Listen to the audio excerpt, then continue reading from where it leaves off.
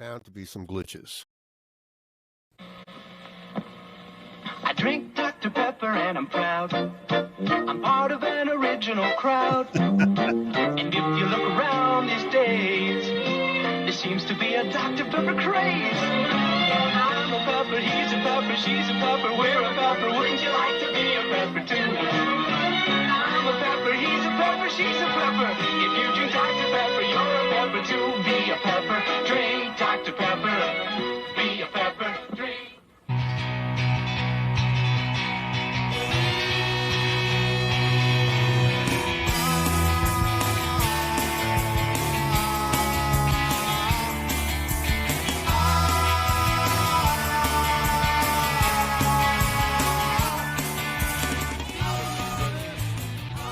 Welcome to episode 57 of the Music Relish Show. Tonight's show is going to be so exciting. You're going to fall out of your chair, fall out of your headphones. Really? You will just be amazed. So tonight, we're going to talk about albums turning 50. We're going to talk about rock and roll movies. Going to remember Neil Peart, the professor, who passed away yesterday. Well, Lou will remind me how many years ago. And then we're going to have a lot of relish, as we always do on the shows. So I'd like to introduce my friends here from top to bottom. Lou Colicchio, and Perry Dedman. No, you did not. Lou Colicchio. Oh, boy. Even here. The Mick always gets the Italian mad. Happy New Year, guys. Happy New Year. Happy New Year. It's 2024. Can I tell you something? Yeah. I was almost a pepper. Really? You mean, how do you mean? I auditioned for I would have been, if I'd gotten the job, I would have been in one of those commercials with David Naughton. You mean you would have been a street dancer? Or just in some kid going, hey, being animated. But it was, I auditioned on roller skates, but I didn't get it. Oh, man. Yeah. Your life might have been different. It might have been. I might have been like some casualty by now, You could have been on Who's the Boss. You could have been on so many shows. Could end up like Leif Garrett.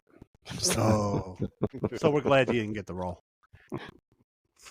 Anyway, so as we always, when a new year comes in, you always remember albums that turn 40, 30, whatever. And I just saw that there's some albums that turn 50 this year. And I just wanted to not too long, but comment on them because in 1974, there were a lot of debuts that came out. So I just wanted to rattle them off to you. Yeah, and you know them. You all know them. All right, so Kiss released their debut album this year, 1974. Yeah, I remember that cover. Yep. Great produced album, right? What's Strutter. Strutter. What's the name of the album? I think it's just Kiss. called Kiss. Just called Kiss? Yeah. That's like the classic, Bad Company, whatever. Yeah. Yep. Right. Sold about 20,000 copies, I think, something like that. And I like what Gene Simmons says. It really sounds like crap. He's right. That was a Bob Ezrin production? No. Bob Ezrin didn't come until like Destroyer, I think. Oh. Yeah. That their first three albums, right, Perry, leading up to Alive, sounded all like crap, pretty much. They just didn't sound they were good. super compressed. But I heard the first one may have sold 20,000, and the next one after that 50,000, and then 60,000. So they were getting Yeah, they were slowly growing. Yeah. It's a classic rock and roll tale. It was produced by Kenny Kerner and Richie Wise. Yeah, that's the and two recorded guys. at Bell Sound, which was mostly a studio that did jingles and commercials. It wasn't really a recording Tommy studio. James recorded at Bell Sound too. Yeah. Oh, okay. Right. Was that? What part of New York was that in? That was New York. In Manhattan, I believe. Okay. Great songs on it though. It did have good songs. And then what's on the first? We guys mentioned Strutter. What else is on the first record? Firehouse. Yeah. Cold Gin. I know Cold Gin time again. For a bunch of guys the two guys that don't drink, they write a song called Cold Gin, right? But that's for the crowd, They knew what they were doing from the beginning. Yeah. Yep. I want to rock and roll all night and party every day. That's for the Capitol Theater crowd. Yeah. Let me see if I can do my Paul Stanley. As an anthem. Yeah. Yeah, absolutely. What Paul said, I want to know what you want to drink. Yeah. Yep. Also, Deuce was on it. That's a good song. I Their know that opening one. song. Yeah. Yeah. Yep. And Black Diamond, which was their big finale in concert back in the day. Yeah. Yeah. The drummer sang that one. And that sold 20,000 copies, that album? Maybe a little more, but each one Really? Sold a little bit but that better. It wasn't a big seller. No, not at all. Wow. No. Okay. They did it the way, like word of mouth, Well, yeah, regionally too, I would guess. Yeah. New York. Yeah. Another album that came out this year, a progressive band, Kansas. They released their debut album. And talk about what was on their debut? Nothing you would know, but hold on one second. Kansas. All right, so it had some songs actually people do like. It was kind of a mixed bag because it had the long songs like Alexis, Journey from Mariabron, and The Pilgrimage, stuff like that. But it also had songs like Can I Tell You? They were just a year removed from being a bar band. So they did a J.J. Cale cover on it called Bringing It Back. But there was a song in there called Lonely Wind, which was just a very, for a debut, it was an excellent album for a debut. You had Kerry Livgren was already writing his epics, So was that the band as we knew it for the most part? Yeah. Okay. That was the band that got popular with Leftoverture, and they never really changed until Kerry Livgren left. He was the first one to leave the band. But that was the classic Kansas lineup, right? Yeah. And Steve Morse joined after that, right? Yep. He came in, and then they went back to the original lineup for all except Kerry Livgren. He never really came back, but they went through it, and Steve Walsh just retired. His voice gave out, and they're still touring. And I saw him, and here's my thing is if you still put out new music, I respect you. So they're still putting albums out, and they sound good. If you're a Kansas fan, you like them. So they have a different singer. Yeah. Okay. They actually, as of now, the only two original guys in the band are Rich Williams, the guy with the eye patch, right, and Phil Ehart, the drummer. Wow. Everyone else is new or newer in the band. I had one of their albums once. It had a pretty cool cover. They had cool album covers. Was it kind of like I'm trying to think of a Tolkien kind of? No, is it a kind of medieval looking? Yeah, I think that might have been something like that. Yeah. Was that old man? Yeah. Old man sitting like this with a sheet. I think it had an old man on it or something. That's what I'm thinking of. Yeah. Is that Leftoverture?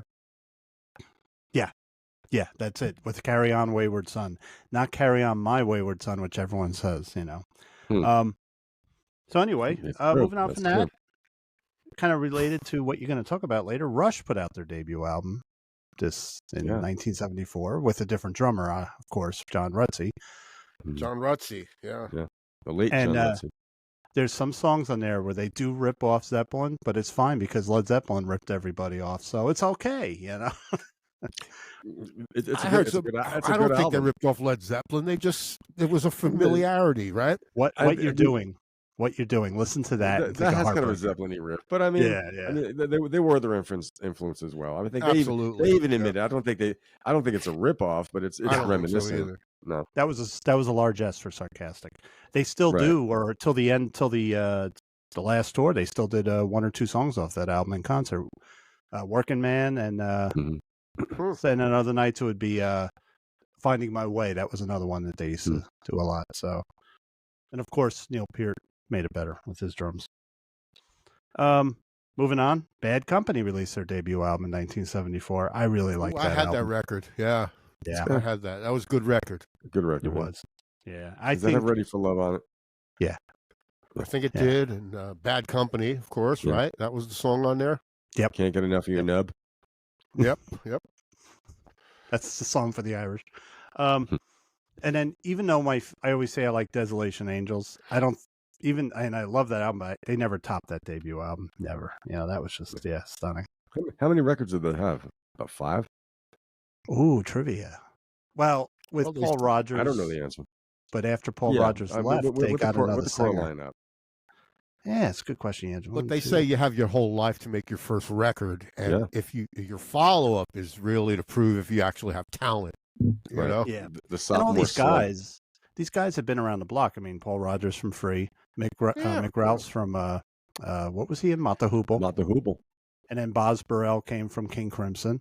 Yep. Simon Kirk wasn't free. Oh yeah. So that's Simon Kirk playing on All Right Now. Yep. Yeah. Hi drummer. Yeah. So, good album, and it was on Swan Song, which helped. They make TV dinners, don't they? What was that? They make TV dinners. Swan Song. Oh. Sheckies, Tuesday nights at 8:00. 2 shows by Lou. Robert Palmer put out his debut. Sneaking at Sally Through the Alley came out. That's a good album. That came out this year. I ever heard it. Yeah, it's good. It's a lot more. Yeah, it's a fucking funky soul. It's kind of white soul. Yeah, George Lowell, I think, helped him out, or Lowell George. Screwed that one up. I'm dyslexic. Did he really? George Orwell helped him out. It's Lowellian. Lowell George, who produced one of Grateful Dead's greatest albums, Shakedown Street. Judas Priest put out their debut, Rock-a-Rolla, this in '74. It's nothing like what you know if you haven't heard it. It's very Sabbathian, Black Sabbath. They're both from the same area, from that industrial area of England. Did you just say Sabbathian? Sabbathian. You like that? You just made that up, man. Sabbathian. Yeah. It's a Sabbathian slice of blues heavy rock. I.e. Sabbath-like. It sounds like some medieval friggin' evil creature, Sabbathian. Hey, oh no, here comes the evil Sabbathian. If Luke can be sanguine, I can be Sabbathian. So sure can. Go. Yeah. I actually really like the album. I bought it when I was really young, and it was produced by the same guy that did the first 3 Black Sabbath albums, so very similar. Yeah. Jefferson Starship. He called a debut. Ride the Tiger came out. Dragonfly came out in '74. I consider it a debut. It was a radically different band. Yep. I think better than Airplane. Yeah, it's different from Jeff and Airplane. Absolutely. Yeah. I love their '70s period. I really do. Me too. So does that have Ride the Tiger on it? Yeah. Okay. And it was that's Paul. Ride the Tiger. That's Paul Kantner. Yeah. That voice, you hear that, you can tell. Yeah. You mean that's Paul Kantner singing that song? What's up? That's Paul Kantner singing that song, not Marty Ballard? No. You can tell Marty Ballard. Marty Ballard was only on one cut on that album. See, he had quit Jefferson Airplane, and then he came back. He played on one song on that album, but for Red Octopus, they made him a. They had the shittiest album covers, man. Jefferson Starship. I know the kid on the aircraft carrier. There was a red one with I don't know. It was just not very artsy to me. Well, Dragonfly had a kind of cool cover. It was kind of science fiction, But yeah, they had that was the one right before Red Octopus. So they went, they got big quick. That was a good career change for them. Mm-hmm. Yeah, and he had Papa John Creech playing with them. Yeah. I remember reading about that guy. Yeah. Okay, and then another one, kind of like, because it's not their debut, but Supertramp put out 2 albums with a totally different band, and then they finally got the band that wrote them into infamy with they put out Crime of the Century had the song Bloody Well Right. Okay. It was the same 2 guys, right? Yeah, Hodgson and Davies. Wait, so on Supertramp's first album, they had You're Right, You're Bloody Well Right. That's on their first album? It's actually the 3rd album, but they what they did was they just fired everybody that was on the first 2 albums because they weren't selling any music. They were different. They sounded different, and this is the beginning of the era that got them, that we know of. Right. Whatever. It's funny. They were basically almost over at that point. They they were writing. There were 2 separate guys in the same band. Once by the time Breakfast in America came, it wasn't this great partnership. Right. What's his name? Rick Davies. That's the other the keyboard player. Okay. Yep. So when Hodgson left, Davies just took over. It was all him, and they put out some good stuff. But he didn't have Hodgson. He was a great songwriter. No. Yep. So, also this year, and I'm going to just mention a couple more albums that came out that I like, but there were some final albums too this year. So this is going to make you all sad. I'm sorry to say this, but in 1974, the Amboy Dukes put out their last album. It was called Tooth, Fang, and Claw. Crying.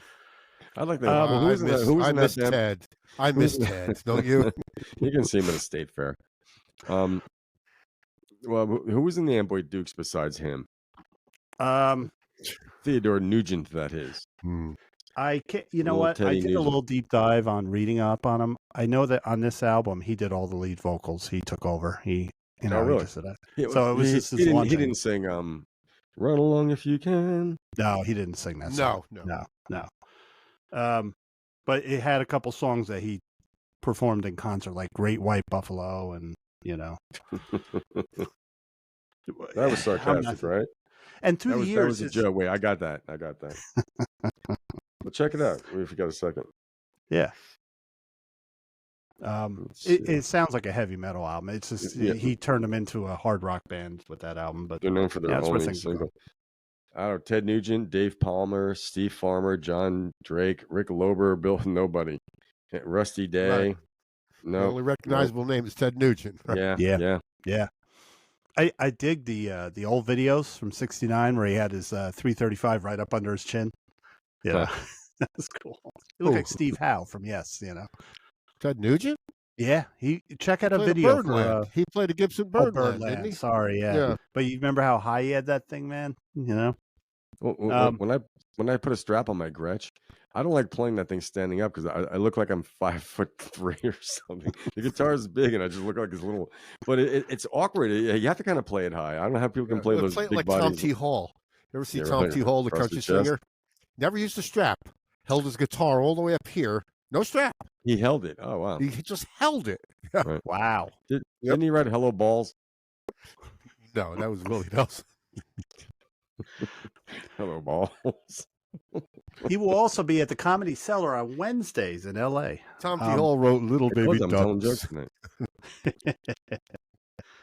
All right, moving on. Fleetwood Mac in '74 put out their last album with Bob Welch, and that was the third lineup, I think. Heroes Are Hard to Find, and that was the final album before McVie. Buckingham and Nix came in. So, by the way, Mark, I have to tell you, the other day I finally listened to for the first time in my life Green Monterishi. What is that song? The Fleetwood Mac version, Green Monterishi with two-pronged crown. Yeah, I heard that with the Peter Green thing, and like, wow, that is epic, man. But it's a pretty good song. Yeah. And he was definitely, he wrote that when he was kind of in a fragile state too, mental state. Yeah, I heard he went through a real God phase and all that stuff, right? Yeah. And that was off of Then Play On, which is their one of their early epics. And Lindsey Buckingham always said that album was one of his favorites. Had a well on it. Yep. So. And Judas Priest covered Green Monterishi.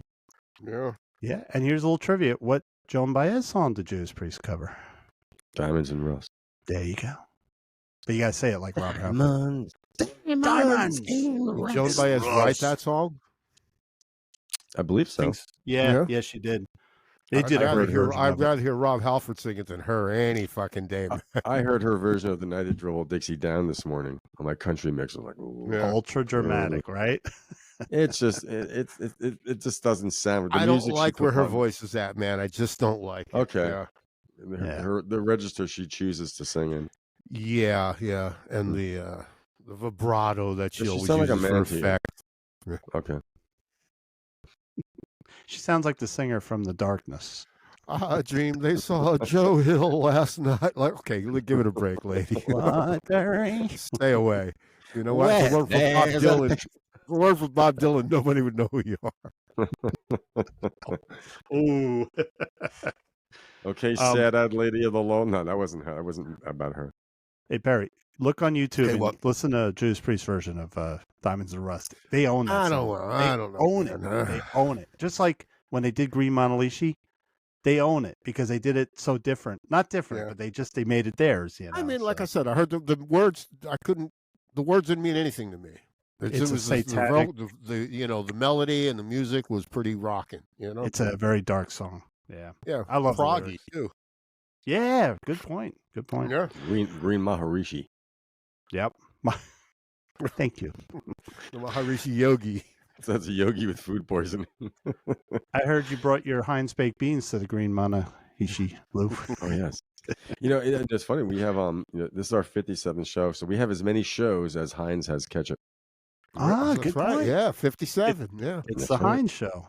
All right. It's the ketchup. It's the music ketchup show. I have a can in my cabinet right there of Heinz baked beans to go with my, beans and Franks. Nice. I also bought baked beans today. I have an Italian beef cooking in my crock pot, and it will be to die for. See, I'm a fan of the British baked beans because they're not as sweet. So I had them for breakfast. This morning I had them with sausage and the eggs right on top. So can I ask you a question since we're talking about food? Yeah. Clam chowder, Manhattan style or New England style? It's my mood. I like them both. Sometimes I want New England. Sometimes I want Manhattan. Really, New England is it, man. Manhattan clam chowder is an insult. That red shit. Yeah. New England is the way to go. It's funny. I was raised on the Manhattan kind. Really? Yeah, that's I think it's just where you're from sometimes. But Tom Griffin's mother, one time we met, she goes, "That's not chowder." I'm talking about the Manhattan kind. But I mean, I like them both though. But a creamy soup's that are too creamy sometimes. I'm a little scared. Right, sorry for that sidebar, Mark. What about 1974? I'm sorry, you heard my. I just got this new Blink doorbell. Someone rang my doorbell, but I'm not going to answer it. Let me put my phone on mute. I'm technically challenged. Police. Anthony can answer it. He's downstairs. Dad. All right. King Crimson. It was really supposed to be the end of them. In 1974, they put out one of my favorite albums of all time, Red, which is a precursor to the Black Flag hardcore type of hard rock that it's a really good album. It's heavy and it's dark. And knowing that Robert Fripp was sitting there playing these heavy riffs, just sitting there in his chair. Right. Now, what's the lineup in 74? Basic, they were a trio. It was Fripp, Bill Bruford, and John Wetton, but they were augmented by I forget the violinist's name. He was there, but he wasn't a full member on that album. So the cover only has the three of them, and I like trios. Okay. So John Wetton had his real heavy bass sound, Mm-hmm. Yeah. I never heard anything. I know two King Crimson songs. That's it. So I can't claim to know anything about them. Other than some of the covers. Yeah. Cream Crimson. Cream Kimchi. I like that.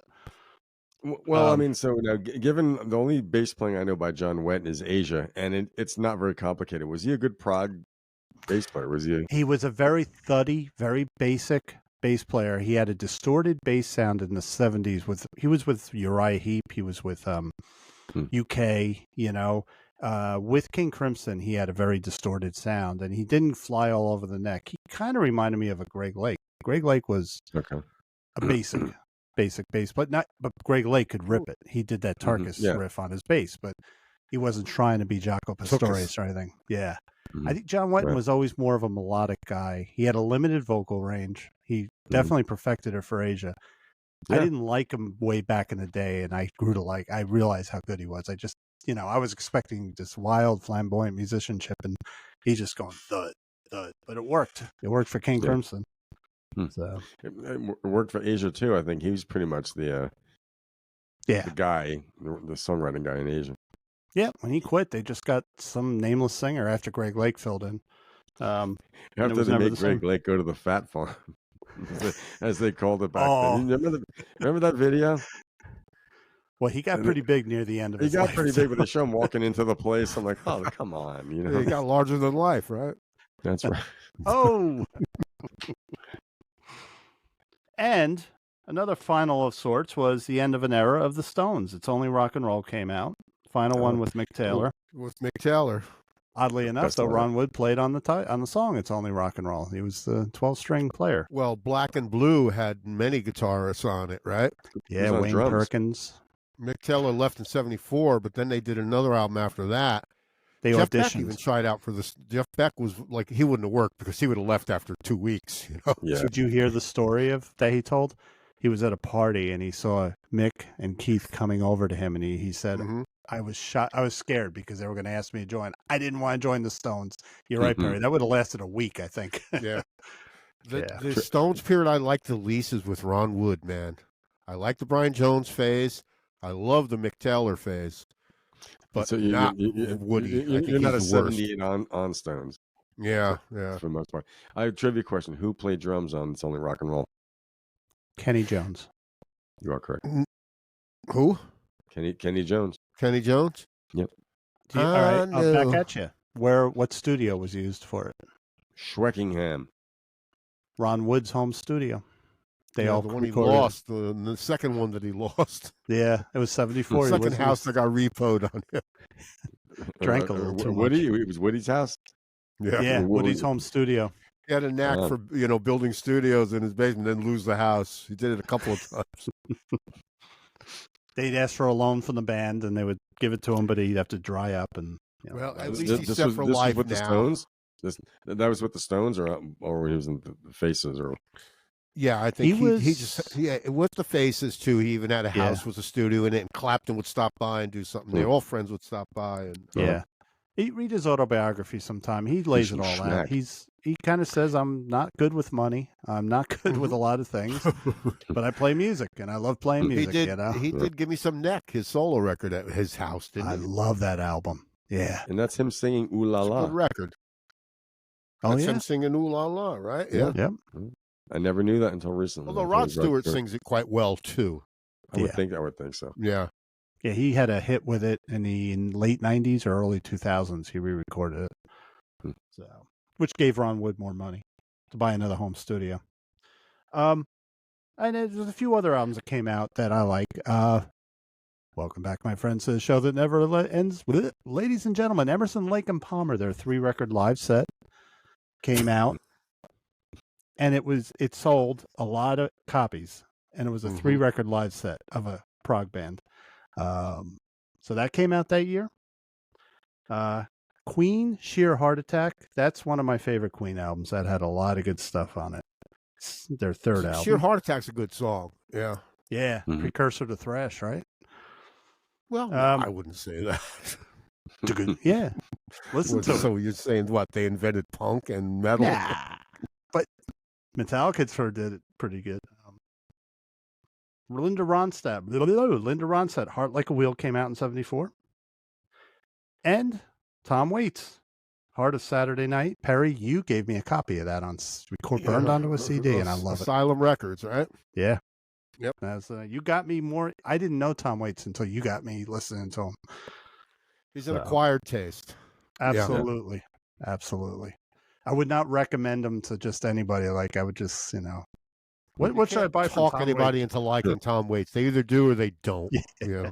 It's like Steely Dan, But good albums that came out. 74 is a massive year. If you ever listen to Steve Wilson's Album Years podcast, they had to do 2 episodes for 74. So many albums came out that year. But that was just some of the. I noticed a lot of debuts. It was a year of starts, for groups. Yeah. So anyway, if no one has anything else from 74. Lou, you got some stuff about the Beatles, which we love stuff about the Beatles. Now, Das Beatles, yeah. 74 was also the year of the Sappy Top 40 song. Yeah. The maudlin ones. Name one. Seasons in the Sun, Terry Jacks. Oh. In a little while from now, I promised myself to visit a nearby tower. Gilbert Sullivan. He's surprised to find that he still has people that know his music. Yeah, sure. In that creative albums, there he is. I got something called Himself. I don't know what's on this album. January Git, Bye Bye, Permissive Twit. These are some funny song names. That's Gilbert O'Sullivan. Yeah. Someone Twit. gifted me creative albums.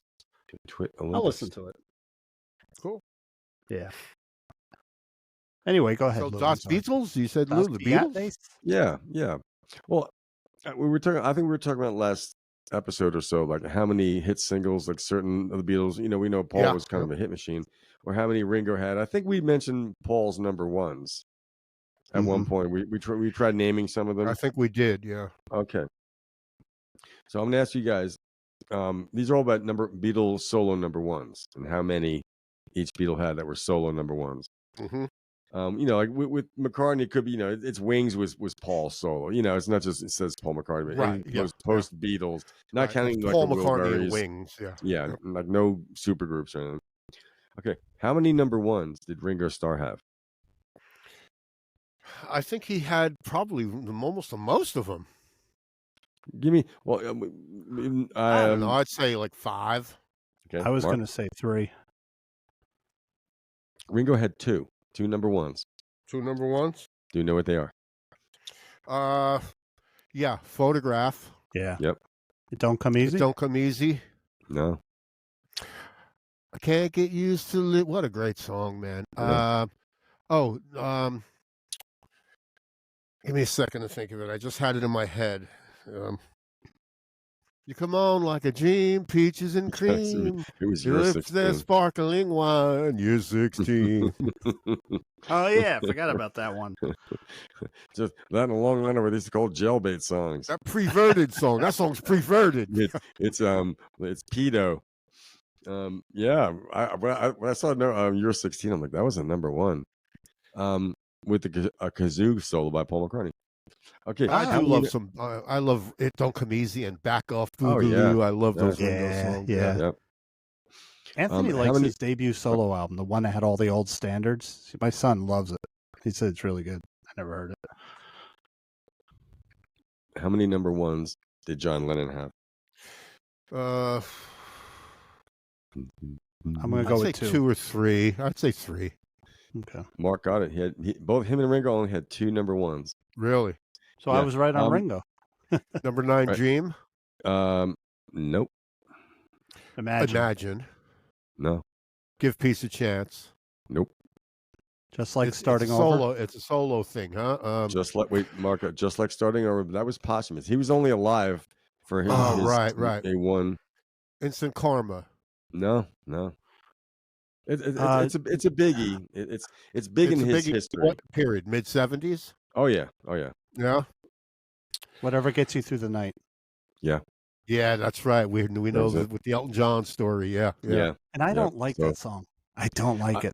I like the song. I think it's a shit recording. Yeah, that's Bobby Keys. Gotta like Bobby Keys though on the saxophone. Oh yeah, absolutely. But I mean, I think that's Jim Keltner. I think it's Jim Keltner, Klaus Vormann, Nicky Hopkins maybe, but it's a weird mushy mix. Yeah, I can't tell. That's why I don't like it. I can't tell what anybody's doing. Yeah. Kind of like Phil Spector Dead recording. Yeah. Did Phil Spector produce that album? That song? I don't think so. I think that was Walls and Bridges. I got the box set over there. I should just John Lennon might have produced himself. He might have produced that. It sounds like he was trying to get the Phil Spector sounds himself. Yeah, well, he initially that. I heard Cold Turkey the other day too, and I'm like, I don't like the sound of it. Talk about compression. Yeah, it's just the drums. I mean, that's Ringo, but it just sounds crappy. Klaus Vormann sounds great on bass, though. The bass sounds great. Yeah. How many number one solo hits did George Harrison have? Well, Harry George. We all had like 2 hits. My Sweet Lord was number 1, wasn't it? How many? Got My Mind Set on You. Was that a number 1 hit? Give me a number. Give me a number. I'm going to go with 1 2. To 10. 1 2. To 10. He had 3. Oh, son of a bitch! So George beat John and Ringo by 1 song. I mean, what were they? Good for him. My Sweet Lord. Yeah. Give Me Love. Give Me Peace on Earth. Yeah. And Got My Mind Set on You. Set on You. Yeah. I think you guys said that cover. Yep. Yeah. I thought Imagine was the number 1. Yeah. Imagine was a number 3. Wow. That's a shit song anyway. Now, it's iconic. It's iconic, Perry. So it's what? Iconic. You're a sap, man. That's a shit song. I'm a proggy sap. That's what I am. All right, there's one Beatle left. You better damn well like it, Perry. One Beatle left is Paulie Walnuts? No. Paulie Walnuts McCartney. Paulie Lefty McCartney. This is a weird contention thing. I didn't count things like he did with Kanye West and was it Rihanna? No, I wouldn't either. Right. So Or Stevie I'm Wonder. trying to think. Give me a guess. It's 1 to 10. It doesn't go above 10. How many he had? But there's a contentious point here because I think there might be more we might be missing. I think he had like 6 or 7. That's what I'm going with. 6. I'm going with 6. Put me down for 6. All right, and Perry, he said 6 or 7. 7, yeah. 7. He had 9. 9. Oh, yeah. I remember we discussed that. Recently. Yeah, we did. But it could be 8 because they mentioned silly love songs. We did these. Remember, we did these. My Love, Band on the Run. Listen to What the Man Said. Uncle Albert Halsey. Coming up, I got Pipes of Peace. Apparently, I think these are supposed to be. These are U.S. Ebony and Ivory was a McCartney song. But he wrote it. That's a stupid song. Yeah, you know, schlocky. Say he wrote with Michael Jackson, but it was on a Paul McCartney record, and that was the number 1. I like that better than Ebony and Ivory. Yeah, I do too. Yeah. And also it's Mullah Tire, but I don't think that was number 1 in the US. I think that's a UK. Yeah, it's that was UK probably number Europe, 1. Yeah, especially and I saw Scotland. I saw a soccer game today where all 60,000 people in the stadium were singing it. It was Nottingham Forest, and we hear just 60,000 people singing it. It sounded incredible. Wow. Sure, Nottingham, Little John. And I think he wrote that with Danny Lane. Oh yes. Yeah. Well, good. It's so weird that became a number 1 hit. All of Kintyre, the mist rolling in. No, I mean, it's like, you know, like if you're talking about Ireland or Scotland, throwing some bagpipes, people are going to be weeping, man. You know, like yeah. Right? Yeah. Exactly. All right. So that was the number 1. So these are Beatles top 40 hits. So I went in the same order of Beatle. So how many top 40 hits did Ringo Starr have? Gonna go with 5. I'm gonna say about top 40. I'm gonna say like 7. Okay, he had 10. 10. Whoa. Top 40 hits. Yeah. That's was that good. Was he what did he do that coconut song? Was that him or was that Harry Nilsson? That was him. That was him? Yeah. No, I don't smoke it no more. That was Hoyt Axton. That was who? No, that was Hoyt Axton who wrote the No song.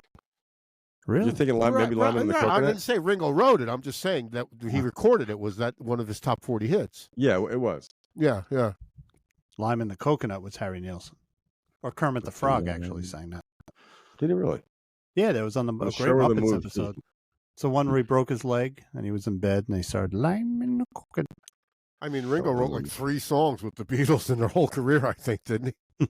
At least 5, maybe. Couple but his 10 top 40s were Don't Come Easy, Back Off Boogaloo. Love that song. Man. Yeah. What about Back Off Boogaloo? Love it.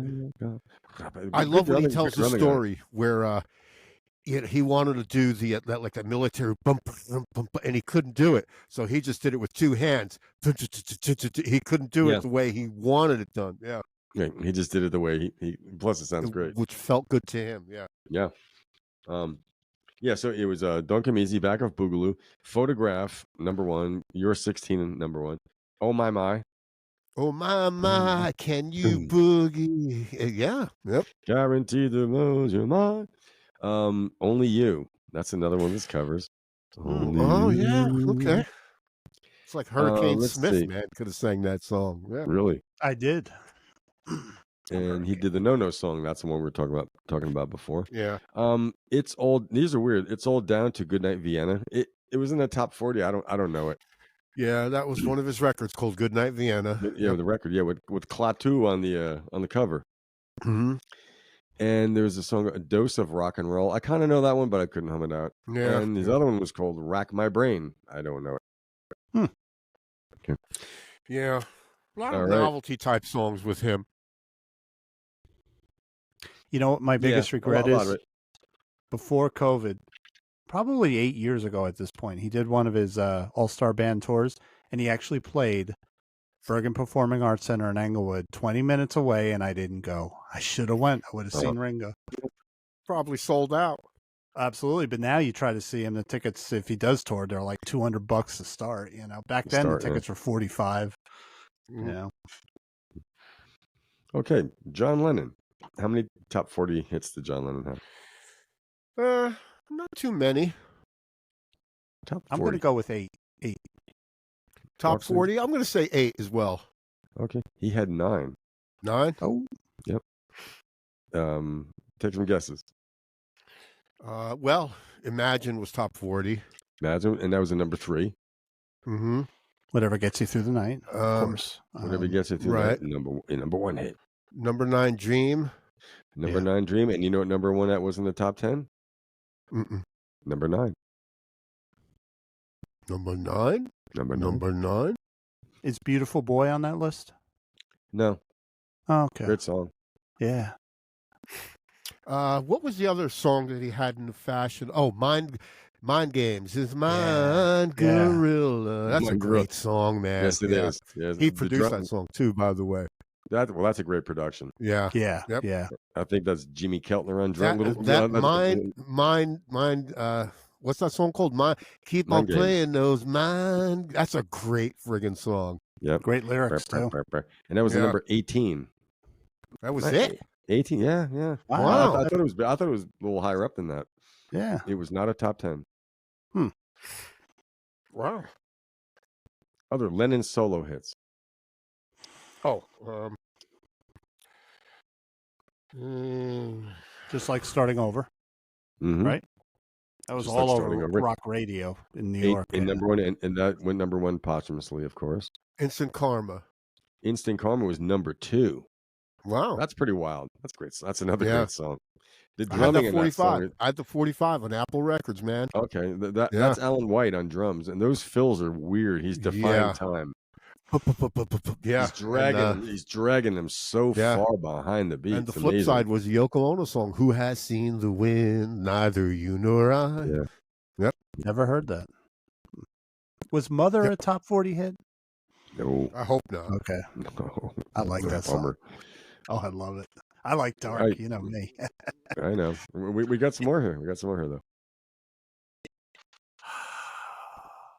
I wasn't surprised. Give me a year. His career was his solo career was only what 10 years. Right. Well, let's see. What's left here? What's left here is a year. What's left is year. It's the year 1980. Oh, okay. So it has to be from. Walking on Thin Ice was a Yoko song, right? Original title was called Doppelfantastique. Oh yeah. Fantastique. Yeah. Fantastique. Whip me with your rhythm stick. So it was the hits from Double Fantasy. There were a few. Mark got one. Just like Starting Over. How about I'm Losing You? Nope, that's not on it. It's one of the best songs. Watching the Wheels. Watching the Wheels. Watching the Wheels. Yeah. That was a number 10. There's Dear a big Yoko? ballad off it. Was Dear Yoko? Big ballad. Kind of like a ballad. A love song. Oh, Yoko was from Imagine. Yeah. With Mickey. In the middle of a dream. Beautiful boy. Woman. Now, Woman hit number 2 on the Billboard Hot 100. Song. That is a good song. Now, there's one more song posthumously that was a hit. What is it? Nobody told me. Nobody told me there'd be days like these. That's a really good pop song. Yeah. Sounds somewhat unfinished. Oh, it's more of a demo. Yeah. It is. And you know something? Sometimes those things, I'm like, okay, that's what it could have been, what it was. But I kind of like the way it is. It's real simple. Right. There's some goofy percussion on it. But I think that the lyrics are very intriguing. They're very simple. Yeah. There's UFOs over New York, and I ain't too surprised. Yeah. And by the way, in spite of all the other stuff going on in the world, there apparently are non-human biological remains have been found in spacecraft. Yeah. And no one gives. I've been waiting for this. They've been saying for it, but nobody gives a shit. No one cares. They found alien life form. If it's non-human, it's not one of us. Non-human biological form life. It could be a plankton from another planet. That's an alien life form. Well, what's that? There's a show that said it might be. There might be more like not solid figures so much, but just the evolved form of matter and energy. A bunch of gelatinous moving little sticky things that. Yeah. Wait, Anyway. so Jealous Guy isn't on that list? Jealous Guy's not on it. I think it might have been a bigger hit with Roxy Music. I thought that was on there too. Yeah. Yeah, because when the movie came out, Imagine, that was all over MTV. You know. Yeah. I think maybe it was. I think with Jealous Guy. Wait, something happened. There was something where something was re-released. Well, the movie Imagine movie came out. Yeah. I don't. Maybe it was Jealous Guy. But what I didn't actually. This is kind of funny. These are not. Wait, these had to count. Let's see. Cold Turkey apparently was number 30. Wow. That's a Plastic Ono band, but isn't that really John Lennon? Mm-hmm. Right? He wrote it.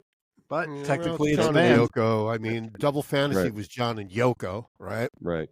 Now, some people don't do Give Peace a Chance because it's a Lennon-McCartney song because he was still in the Beatles when he wrote it. Yeah, yeah. But that's John. So maybe he really had 11. And that's in the U.S. But Happy Xmas War is Over was number 30. No, that hit number 38. Okay. Number 1 in the UK. Yeah, Jealous Guy was re-released in 85, and it went to number 80. That's it? So it was in the top 100, yeah. You know why I'm fooled by it? Because in the 80s, I was an MTV kid, and it was all over MTV, so I assumed it was a hit. You know? There you go. I was fooled by the propaganda. All right, let's move on to Harry Jorgensen, Leangelo Misterioso, George Harrison. How many top 40 hits did George Harrison have? 5. I'm going with 8. He had 13. Wow. Right? He is Misterioso. Yeah. So, all right. Give Me Love, My Sweet Lord. My Sweet Love. Yeah. Got My Mind Set on You. There's 3. Got My Mind Set on You. Yep. Off his album. You're not counting the Traveling Dingleberries, right? No. Just off George's album. Yeah. The Dingleberries were Klingons. Did you say What Is Life? I did not, but I did now. What is life? With Jim Gordon on drums. Yeah. And that was number 10. We said Give Me Love. What about Love Comes to Everyone? Was that a top 40? It was not. It was not. Dark Horse. Dark Horse. 15. I'm a dark horse. I got a sore throat. I can't listen to it. That's just painful to listen to. It's painful. There was a song I mentioned last week.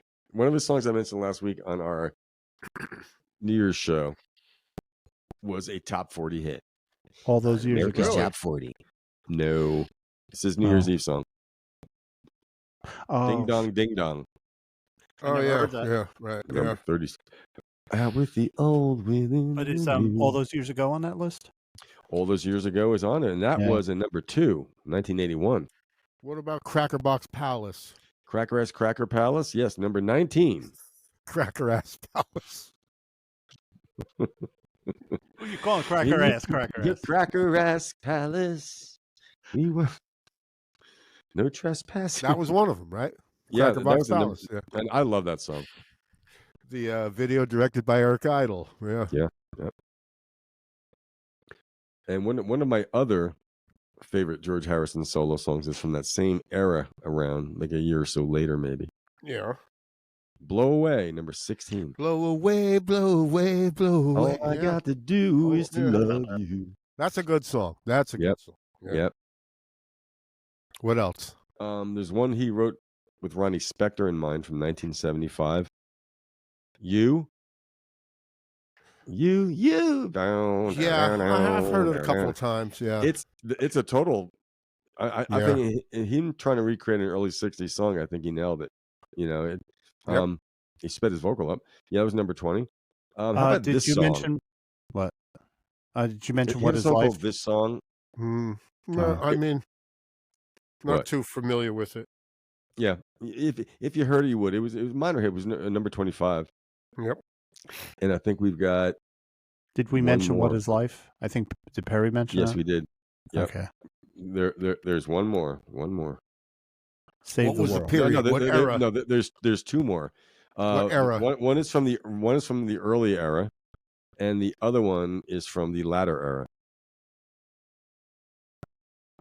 It might be both on his first and his last records. Yes, it is. You're gonna have to. What is it? So off the all things must pass with the song Bangladesh. Bangladesh. How about number 23? Okay, how about If That's What It Takes off of the Cloud 9 album?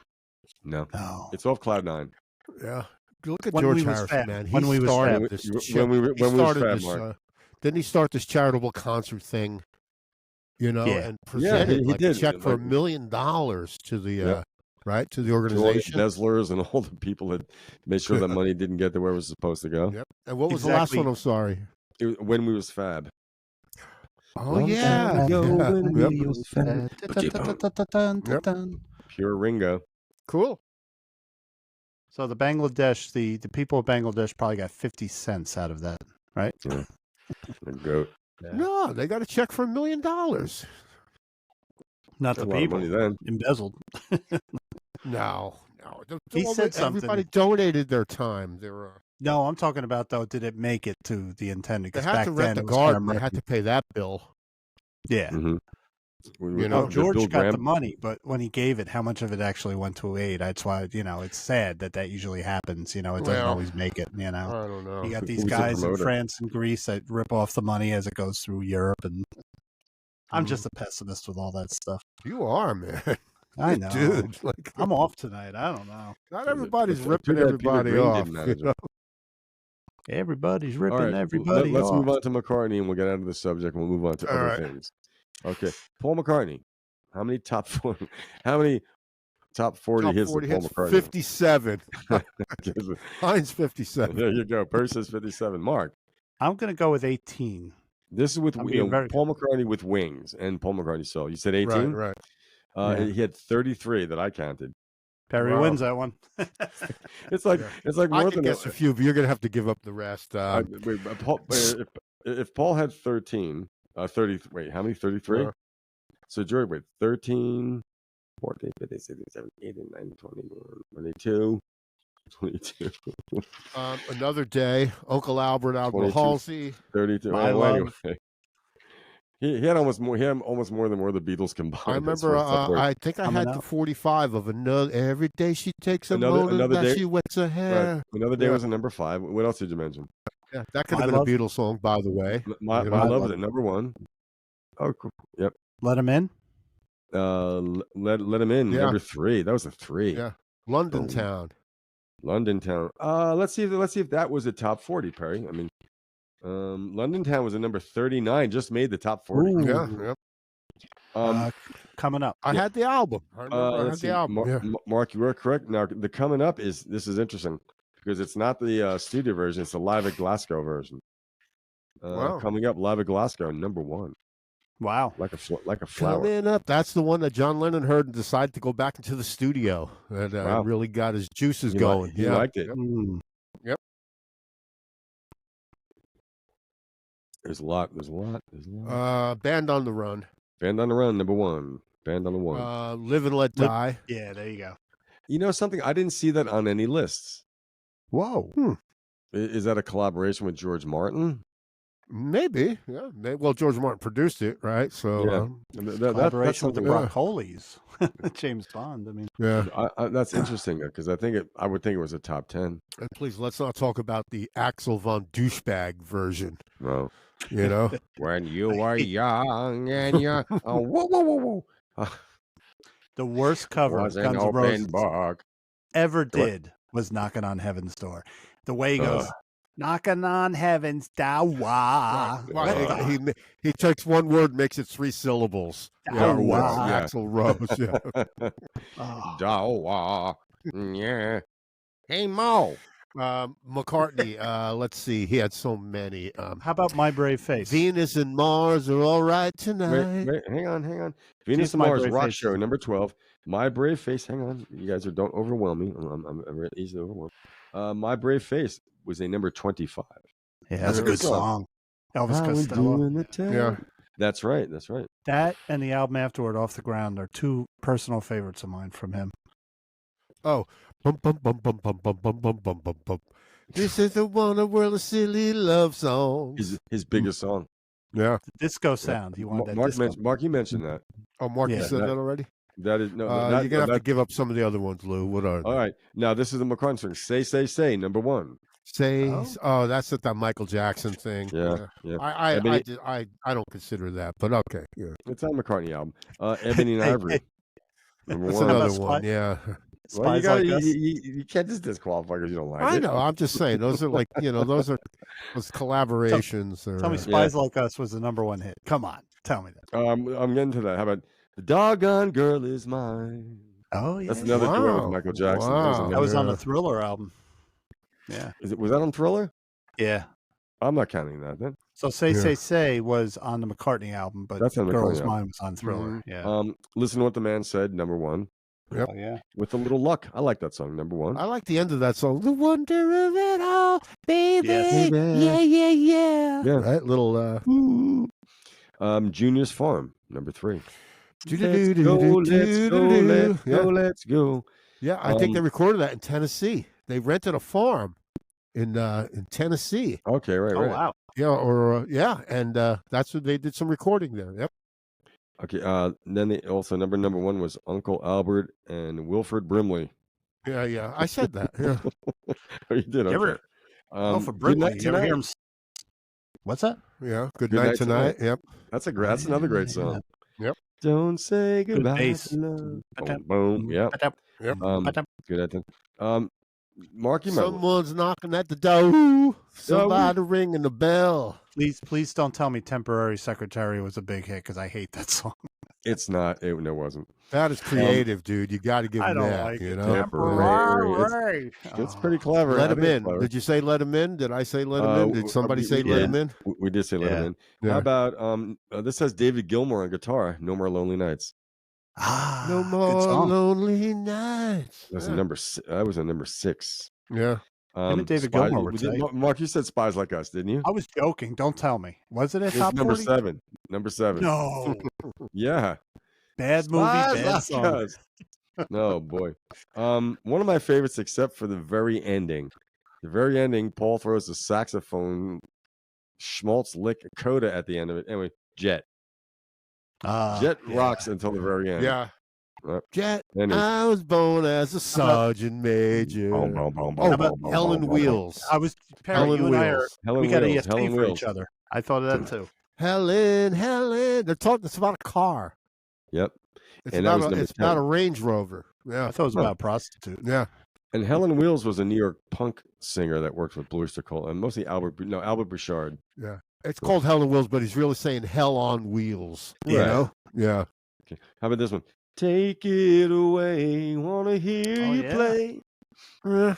Yep. That's his mid-'80s period. Now, how about this? There's an early one. We're gonna get high. Yeah. We're gonna do the sweet banana. I think they might have banned it for that because Paul was talking about his situation. Got banned in the BBC or whatever. Right. Does Mullen Kintyre on that list? Is Mullen Kintyre on that list? It's not. I think that other research thing I used might have been a little dicey. Mullen Kintyre if it was not. only in the UK, it doesn't count. It has to be, these were all US. Yeah. Okay. Wino? No, not Wino Junko. Great song. That's me. You're talking about from that period, though. From that period, 1980. No one hardly left alive in 1985 will ever do. That wasn't. I didn't see it on there though. Okay. I think that's in contention. I really do. He had so many. That was just an album cut, I guess. And it was on classic rock radio or rock radio, so we think it was a hit. But there's one that if I never hear it again, I'll be okay. It's a very overplayed McCartney song. My Love. No, we mentioned that. Oh, Maybe I'm Amazed. Yeah. It's not a bad song. I still want to hear it. Yeah, I'm adding that to the list, by the way. Is that? Yeah, that's funny. Here's one called Press. I kind of remember it. It's more. Yeah. Hugh Padgham produced that. That was okay. That album was kind of a dud in his catalog, but it was a hit. It was very slick. Yeah. The song So Bad? Girl, I want you so bad with Ringo. Yeah. That was at number 23. Now here's one from 1978. I always like this album and the song Getting Closer. How does it go? Getting closer to your heart. I'm getting closer to your heart. I don't remember that. That's about all I know. Anyway, that was the number 20. I think that was from Back to the Egg. Okay. How about this? This is kind of his early. This is a protest song. Paul was trying to write something protesting and Give Ireland back to the Irish. You are correct. Yeah. That was at number 21. Yeah. Right. And here's another one from Back to the Egg. I've had enough. I've had enough. I had the record. That album wasn't the bomb that I thought it was. I had a couple hits. There's another hit off it. Was Rockestra theme? Oh, was Rockestra? No, I didn't try. This was before that. This was 78. Oh. The song Girl School. In your all-girls school. That was number 52. Okay, now one called Arrow Through Me, number 29. I never heard of it. Mary Had a Little Lamb, that stupid version. Was that from Wildlife or something? Yeah. Number 28. I got question marks next to that. Letting Go from Wings. Oh, I feel like letting go. Oh, yeah. That's a good song. And Mark, you mentioned London Town, so that was all Paul's. That was mentioned London Town. The hardworking and very busy Paul McCartney. Yeah. Hey, we saw it in the movie just recently. The Get Back. He was working while everyone else was kind of like he was there. He wanted to make these songs. He was at his near creative peak with the Beatles. Anyway, at that point, he was rolling. Yep. Well, it's a good one. We got some surprises on there. That was good. Yeah. So Perry, rock and roll movies. Something kind of near and dear to us. We're at an hour already, man. You want to do this? You want to do some trivia or random relish? Let's do trivia and then go into rock and roll movies. Is that okay with you, Lou? Sure. Hey, we're a democracy here, so. Okay. What is the highest selling, the most successful Kiss song? Beth reached number 7 in the United States in 1975. 7. But Kiss actually had a number 1 song in 1979 in the U.S. I was made for loving you, baby. You got it, man. I was made for loving you was number 1 in 1979. I like that song. I think they wrote that with Desmond Child. I think Paul and Desmond Child wrote that. I think that might be the only Kiss song I like. Really? Yeah. That's not Peter Criss on drums at that point. Okay. And that's not Gene Simmons on bass either. Here's one. What is the Cars' highest charting hit? Cars was one of those groups never had a number 1 hit. Drive. Same thing. Number 3, 1984, Drive. Yeah. The highest charting? Highest charting hit. You know what the second highest charting hit was? 1984. Magic. It might be 1981. Oh. Touch and Number Go. 4. Drive is number 3. Shake It Up. Shake it up. Shake it up. Didn't like that. Get real loose. I like Drive because it had the wonderful. That one's kind of goofy. That's a goofy. I like the wonderful Benjamin Orr sang Drive, and the video was good too. What was the first rap song to top the Billboard Hot 100? The first rap song. The Walk This Way cover. 1990. Oh, first rap song to top the Billboard Hot 100. Jump Around. Whoomp. I'll give you a hint. It's a white guy. It's a white Eminem. guy. Eminem. Rodney Dangerfield, rapping Rodney. Everlast. He's as white as vanilla. Vanilla Ice. Oh, Vanilla Ice. Ice baby. Jesus Christ. Yeah. Wait, what year was that? 1990. Oh, God, I didn't even think about him. That's shit. Yeah, that's but total I have, fucking shit. I have That's something bad. That's interesting really on bad. him. Yeah. He got You got some dirt on him? he copped, he admitted that under pressure, boom, boom, boom, boom, boom, boom, boom, right? Mhm. He used to say, no, it's one note different, but it's the same. It was dun dun song. dun dun dun dun dun dun instead of dun dun dun dun dun dun dun. It was that dun dun dun. Well, dun, dun, smart, dun. Yes. smart guy though. Smart guy. Hmm. He bought the publishing rights to Under Pressure. So now, whenever anybody plays Under Pressure or Ice Ice Baby, he gets paid. Wow. How did he get that from Queen? How did he get that from Queen? Because Bowie had died and Freddie Mercury had died at that point. Oh. And so for $4 million, he bought the publishing rights to Under Pressure. Million? So he gets paid now whenever that thing is There's played. people in Pearl River that have $4 million. There's like so many people could have bought that. That's amazing that it was so cheap. Yeah, we're privy to it. But so now, did he buy that from the estate of Freddie Mercury? And he bought David it. Bowie? Yeah, he bought it from. Like, so did the other guys in Queen have a publishing or like a writer's thing on it? Well, Brian May had to, because Brian May played guitar on it, but he didn't write the song. Yeah. So Brian May they had to talk to Brian May, and he got a cut of it too. But it was and really. He says also. He says Suge Knight never helped him hold him over a balcony. Okay. And shit like that. He said that never happened. I don't believe him. He didn't Tony Rocky Horror his ass. Right. Yeah. I don't believe him. I don't believe. I got one more trivia thing here, and it's kind of a thing. It's trivia, but like musicians who were killed in plane crashes. Oh boy, there's a few. So, can you guys name? Randy Rhoads. Mark Randy Rhoads. Okay, Randy Rhoads. Yep. I can name you three. I know Lou's going to name. You can name the day the music died. Lou, so go right three ahead. In one shot. Yeah. Bill Richardson. No, that was Big the guy from New Bopper. Mexico. Richie Big Bopper, Valens. and Buddy Holly. Randy Rhoads. Yeah. Yep. Can you name any more? Donnie Van Zant. Leonard Skinner. Yeah. We'll just say Leonard Skinner in general. But still, it's just Leonard Skinner. Yeah. Stevie Ray Vaughan. Stevie Ray Vaughan. The helicopter crash is considered. Now, Lou, you had mentioned something in the past about one guy who survived from this band, the saxophone player or something. Yeah, from the he did his soul finger, the Barcays. The Barcays, you got it. Yeah. Well, no, no. That's the Otis Redding plane crash. Is what it is. Otis Redding's gone in a plane. Otis Redding's gone in a plane crash. Yeah. Well, the Barcays were on that plane, so the sole survivor. Yeah. Yeah. Wow, he survived. John Denver. Sinatra. Who'd you say? John Denver. Johnny Denver. Yeah. Oh, yeah. Yep. Yeah. The country singer Jim Reeves. He died. Bill Graham.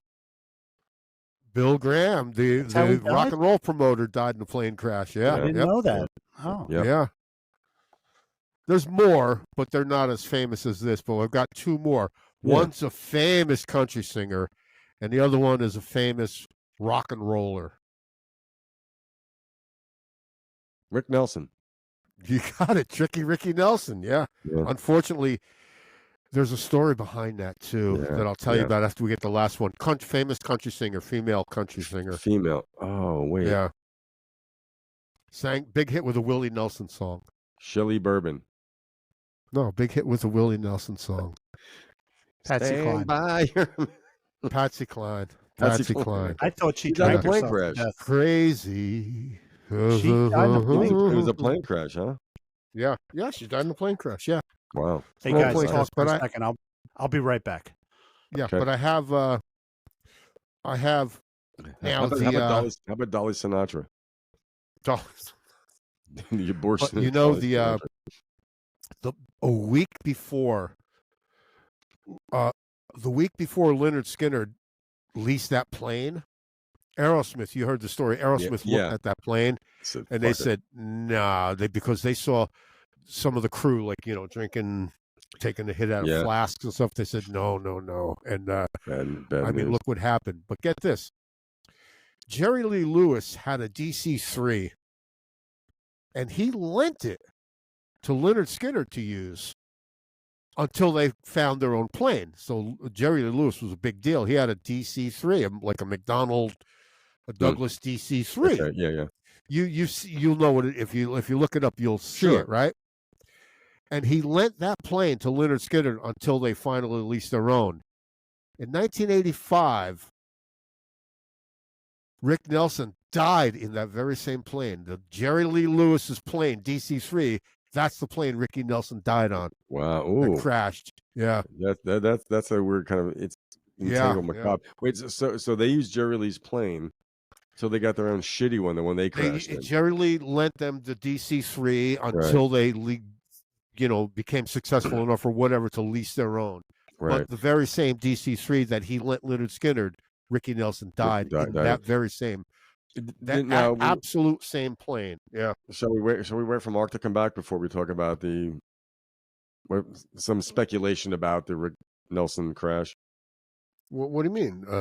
Well, there were some rumors as what actually happened in the plane. There was rumors he was freebasing.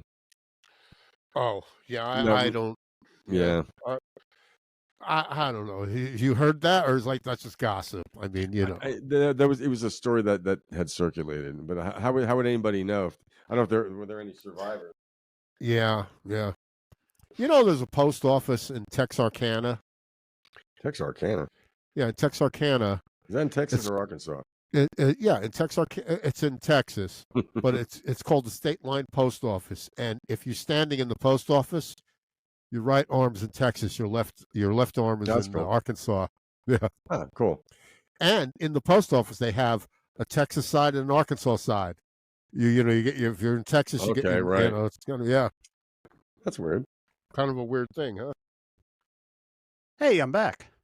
Hey, Mark. You're back. All right. Romina dropped her bird off for us to watch while she travels, so I just had to say goodbye. I say hello. Yeah.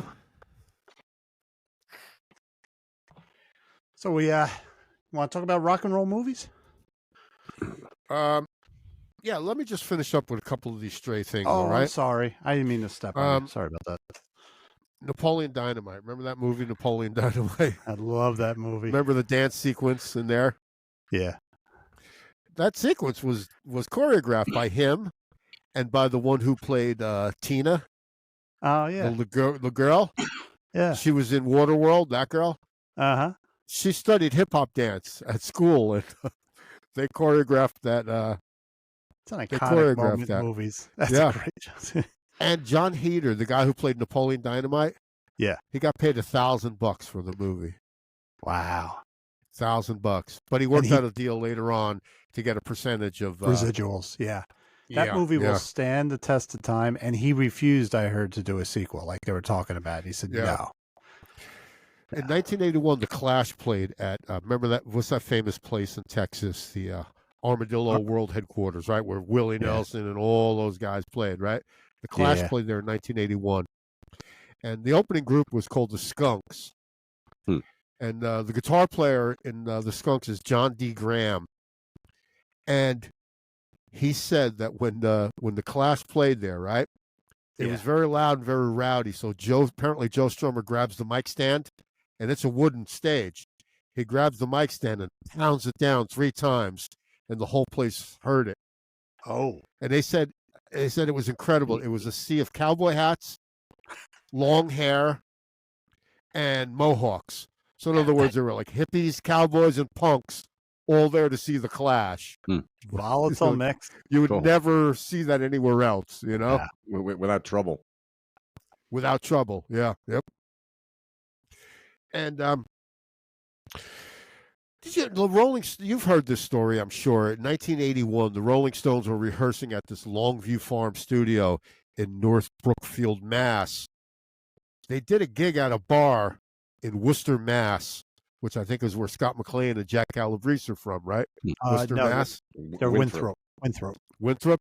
Well, Worcester, Mass, the Stones played at a bar there. Like, they just turned up at a bar, like 200 people fit in the bar, and the Stones played there. Like, wow. Man.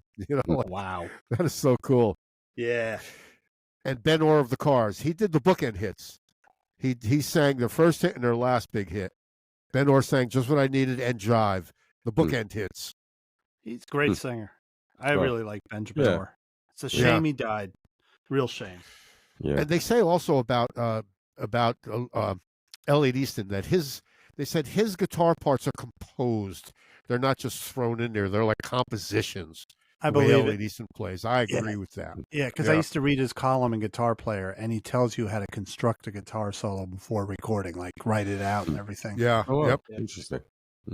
And one more thing. 20 years ago, yesterday, I think, on January 5th, 20 years ago, Ray Davies got shot in New Orleans. Right. By a mugger. Shot in the leg. Yeah. Got shot in the leg. Didn't know about that. Oh, wow. He was having dinner with his girlfriend. Chrissy Hines? No. Not this point. And you know, she threw the purse. She threw the purse. Take it. The guy grabbed it. For some reason, Ray Davies chased after him. Got shot in the leg. Yeah. And was in, you know, recouping in Las Vegas. I mean, rather in New Orleans. Yeah. And he said the weirdest thing that happened was as he's getting his leg x-rayed, right? Yeah. The x-ray technician asks him for an autograph. Like, dude, I just got fucking shot. You know? Jesus Christ. Are you kidding me? Are you fucking kidding me? You know, the thing is, like, when you see movies and people are shrugging off 22s, there's one of those movies from the early 90s. It's got Steve Martin. It's an ensemble cast. He plays a movie producer. Anyway, he's walking out. He gets mugged. He gets shot in the leg, and he's down for the count.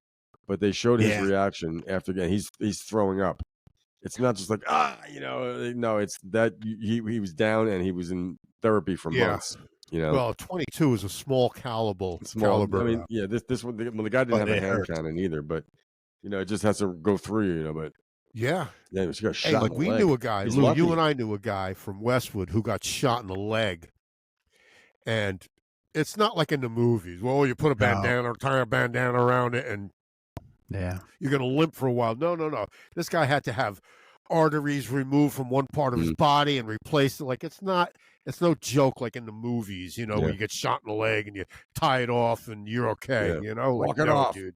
You know, there's bone in there, there's muscles. Like it's just they ricochet. That's the whole thing. When I was 22 years old, I was going to Vermont. My sister lived up there with my former brother-in-law, and I had a few beers in me.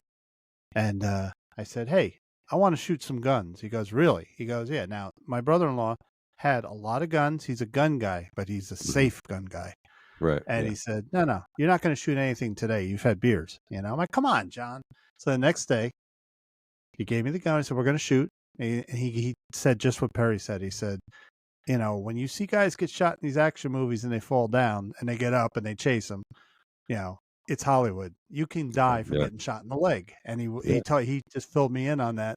And it always struck a chord because, we grew up on the movies, you know. And absolutely. I knew it was dangerous, but I didn't know, like, if you get shot in the leg, you could die. It's absolutely, like you said, an artery or whatever. You know? I was wondering, like, at the end of Platoon, when they're making Swiss cheese out of Willem Dafoe, you know, he took more bullets than Sonny Corleone, and he walked away. He almost. Iconic scene.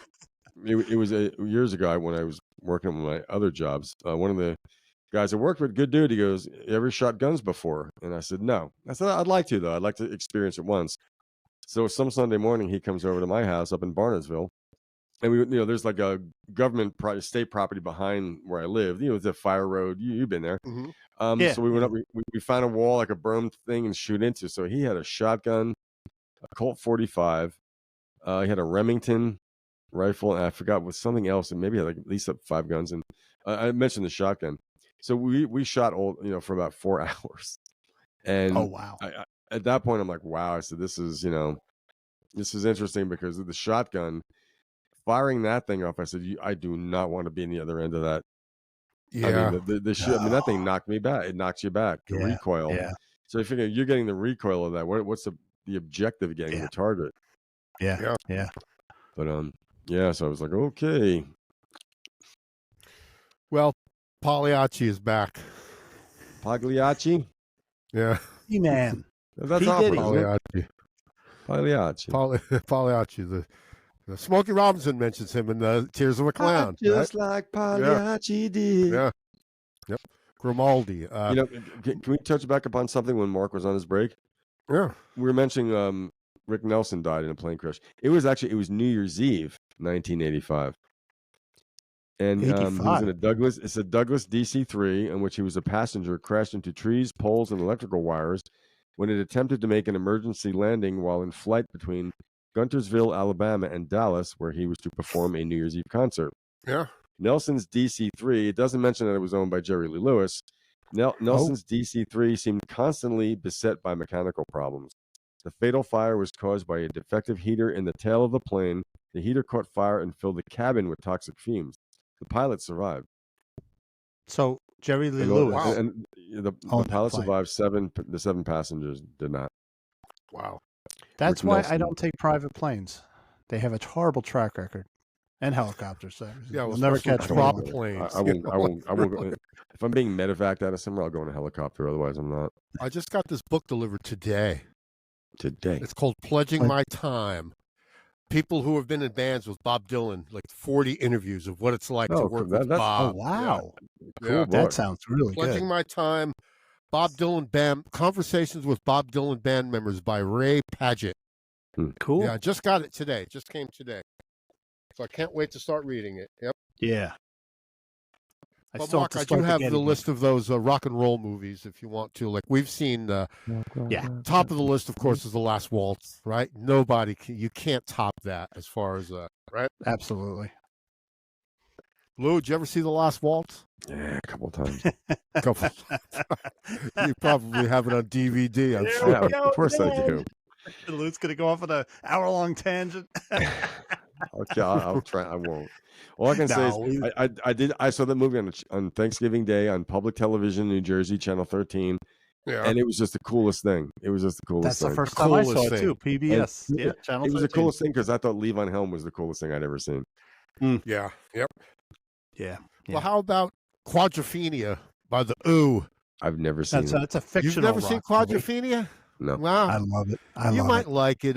Sting is in it, so he's an asshole, Sting. So he's an asshole in that movie. I will kill him. Ace Face, yeah. Kill him. Brimstone and Treacle. Yeah. The thing about that movie, Mark's favorite movie, subtitles. They have to have titles in some of those scenes because the accent is so thick. But I like that movie. Yeah, I loved it. I thought it was really good. That's a great story. Yep. Yeah. Well, how about Led Zeppelin? The song remains the same. I like it. I got a lot of problems with that movie. I know you do. I grew up with it. I love it.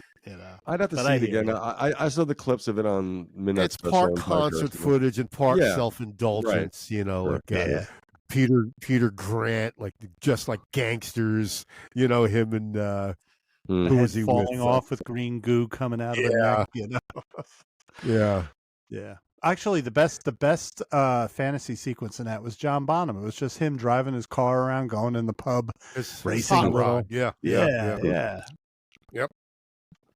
How about The Kids Are All Right? The Kids Are All Right. Saw that at drive-in, man. That was hilarious to see the drive-in. Yeah. One of the best documentaries ever. And those Shepperton Film Studio performances were mad. To me, they were great. They're some of the heaviest stuff I ever heard. And how about that story about with the on the Smothers Brothers, where they did a rehearsal and they loaded up some explosives and it went poof, nothing. So they added more and more and more. And if you watch it, Roger Daltrey gets blown over. Pete Townshend's hair catches fire, I think, and he's going like this, trying to pat his hair out. It was like they put dynamite in this. The whole drum set exploded. Right. That movie made me glad I was in a band. Really? Oh yeah. Me and Fowler we were just starting to get going. I've never seen that movie. It was so much fun, I like those interviews too, and they're drunk and stuff, but they're just having fun. Yeah. Well, look at in the movie, I think it was the bass player, John Entwistle, now that we're old, he's 30 years old. He's throwing gold records up skeet shooting. I'm like, now that we're old, you're fucking 32, dude. But he looked older than 32. Well, also, back then, they were more realistic. They didn't think they had more than a couple years in something. That's the Beatles always say that. Yeah. We'll get 5 years out of this, really? Let me ask you guys what you think about this. Thing to do. The Buddy Holly story. I have it. Mm-hmm. The Buddy Holly story with Gary Busey. Busey. Buddy Holly. I liked it. I really like it. I think I think some of the historical inaccuracies they're not that offensive. I don't think they're that offensive. There's a certain scenes in the movie that didn't happen. He never punched the record producer. Right. Well, you take artistic license with the movie. Exactly. Yeah. Right. And yeah. you know, the girlfriend in the beginning where he puts her on the bus and he's like, I'm done with you. That didn't happen. But I think that's really about it, though. But I think he was great. I mean, the first noticeable thing with me is that Gary Busey really knows how to play the guitar. That's he the does. first thing you notice right away. I have a pet peeve about those kind of things in movies. Right. Like Ralph Macchio. When Hollywood when Hollywood retells a story, you cringe. You go, "How's it going to be?" So they fucked it up royally with La Bamba and the Queen movie. Did they? But you know, with Buddy Holly and the one Coal Miner's Daughter, they did great. They did good. Yeah. All right. While we're just talking about the Buddy Holly story, let's talk about La Bamba. I didn't see it. It's just Lou Diamond Phillips does not know how to play the guitar, and it's just so bad to me. You know, like he didn't even. I'll tell you something. Ralph Macchio took lessons to try to look it. Lou Diamond Phillips, he's just had his fingers like on the neck of the guitar. Like, come on, don't play me for a fool. Like, have you ever seen any old films of Richie Valens? There's not many. Yes. Yeah. He was really good. He was 17 years old when he died. Yeah. Really. Wow. Yeah, he was a boy. Wow. Yeah, Jesus. You know, it's macabre, and we've touched upon this. You know, I looked at the pictures of the crash site. You know, you can see there's 3 bodies in the snow. He's the closest one, and the Big Bopper is a distant. I mean, it's that's why there was speculation. They thought maybe, you know, Buddy Holly fired a gun in the plane, and the Big Bopper, because he was so far away, managed to like stagger into but no, they all died instantly. When you hit, you've flown. I mean, it was fall out of the sky. It's anything can happen. Yeah. Buddy Holly, if you want to party. What about this one? It's a fictitious movie. That Thing You Do, the Tom Hanks, Tom Hanks baby. Charming movie. Yeah. Very charming. Very. Charming. I like the movie a lot. Every time it's on, I keep watching it. I don't turn it off. Yeah. And the guy who wrote the songs was Adam from Fountains of Wayne. Fountains of Wayne, yeah. Yeah. Oh, really? I didn't know. He died of COVID a couple years ago, young. In his 50s. It's another thing too. Like the guy who really looked like he knew what he was doing was the drummer. Yeah. Tom Hanks character who looks like Tom Hanks. You know, in fact, they weren't going to hire him because they said we can't hire him. He looks too much like you, Tom. Really? Oh, wow. You know, yeah.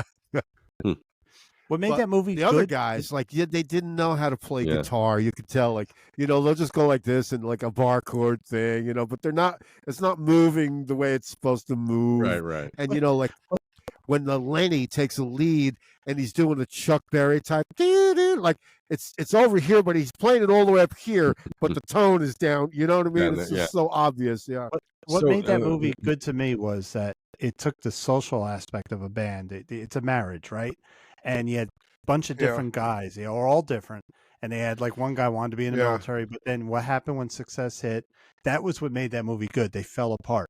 And that was just really like the snobby guitar player, the guy, you know. Talent, Jimmy. Yeah. So, that's what was good. Was that the guy from Fountains of Wayne singing that song? I would believe that is them. Yeah. Okay. Yeah. And what about this one? This is a movie. Don't Look Back. Bob Dylan. Mm-hmm. That is just fucking fantastic. Yes. You know, there's a scene in that I'll never forget. Penny Baker, right? Yeah. The scene with the guy crying that he wanted to shoot Dylan because he went electric. You know, he's like, "Someone should just kill him." You know, remember that scene? Judas. Nowadays they do it. You're wrong. Gentlemen, I should be right back. Here's another one. Yeah. Stop Making Sense. Loved it. Talking Heads. I wasn't a big Talking Heads fan, that big of a fan. Never mind. I'm never going to be. And then I saw that movie and it made me appreciate them a lot more than I already did. Like I didn't, you know, but good movie. Well produced. Very similar to the other music movie Jonathan Demme produced, directed. I don't know if you're going to bring it up or not. But Heart of Gold, Neil Young. Was that the one where he was at the Ryman? Yeah, yeah. Or is that the one where he went back to Canada? No, that's the Ryman one. And just the beginning when you see the camera Lou zooming was there in, and people like that, right? yeah, you see the camera zooming in on him as he's singing that opening song, and that's how Stop Making Sense kind of started. Just a lone guy on stage. Yeah, I love that Neil Young movie, Heart of Gold. Well produced. If you listen to it on the home theater. Oh my God. Yeah, yeah. My dad loved it. My dad didn't know much about Neil Young, and I played it for him. He said, "This is absolutely fantastic." Well, Neil Young is one of those, there was another documentary about him where he went back up to Canada.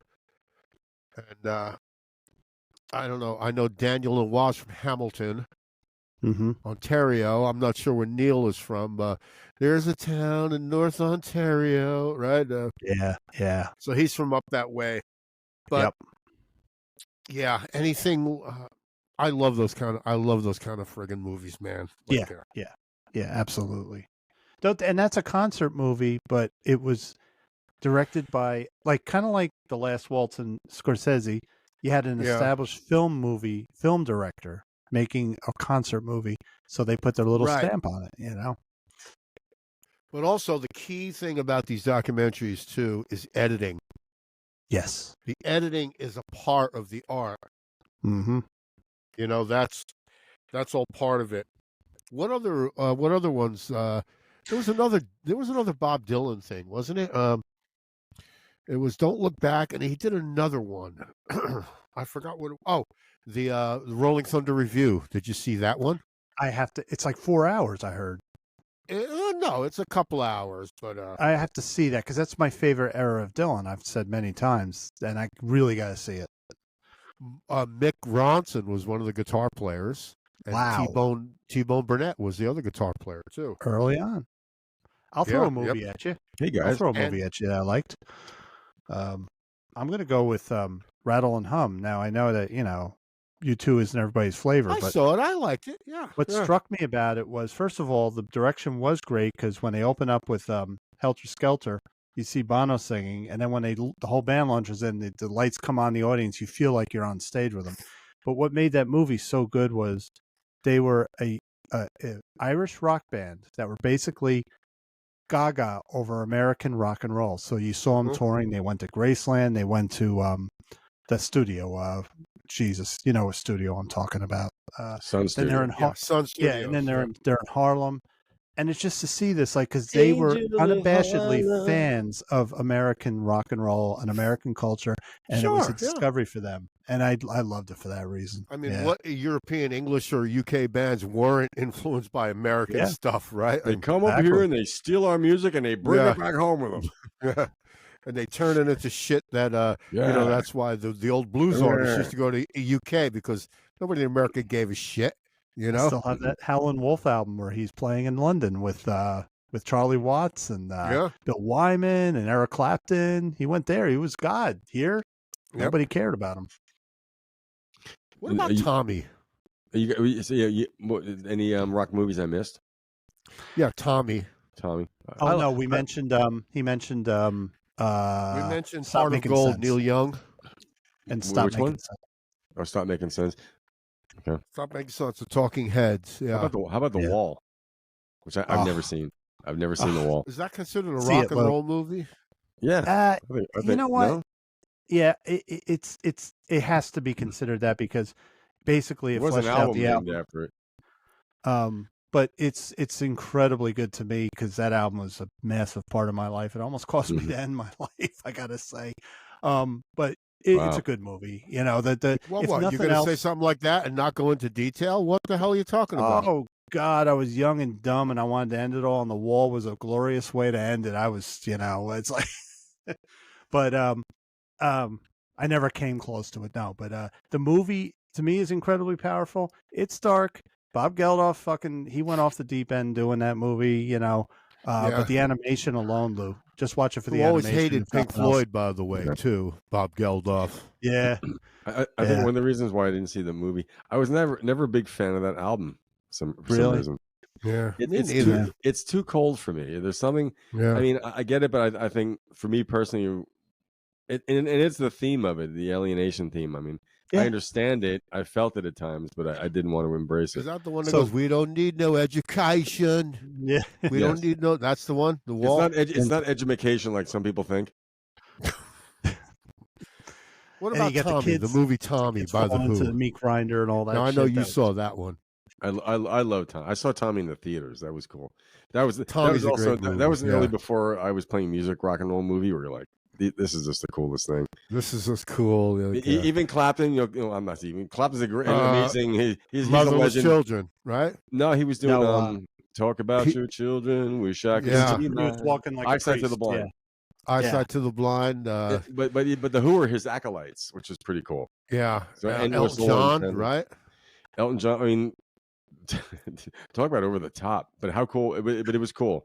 Yeah. I mean, I didn't care. You know, it was just amazing. Those giant shoes. I mean, what did they do to get him in there?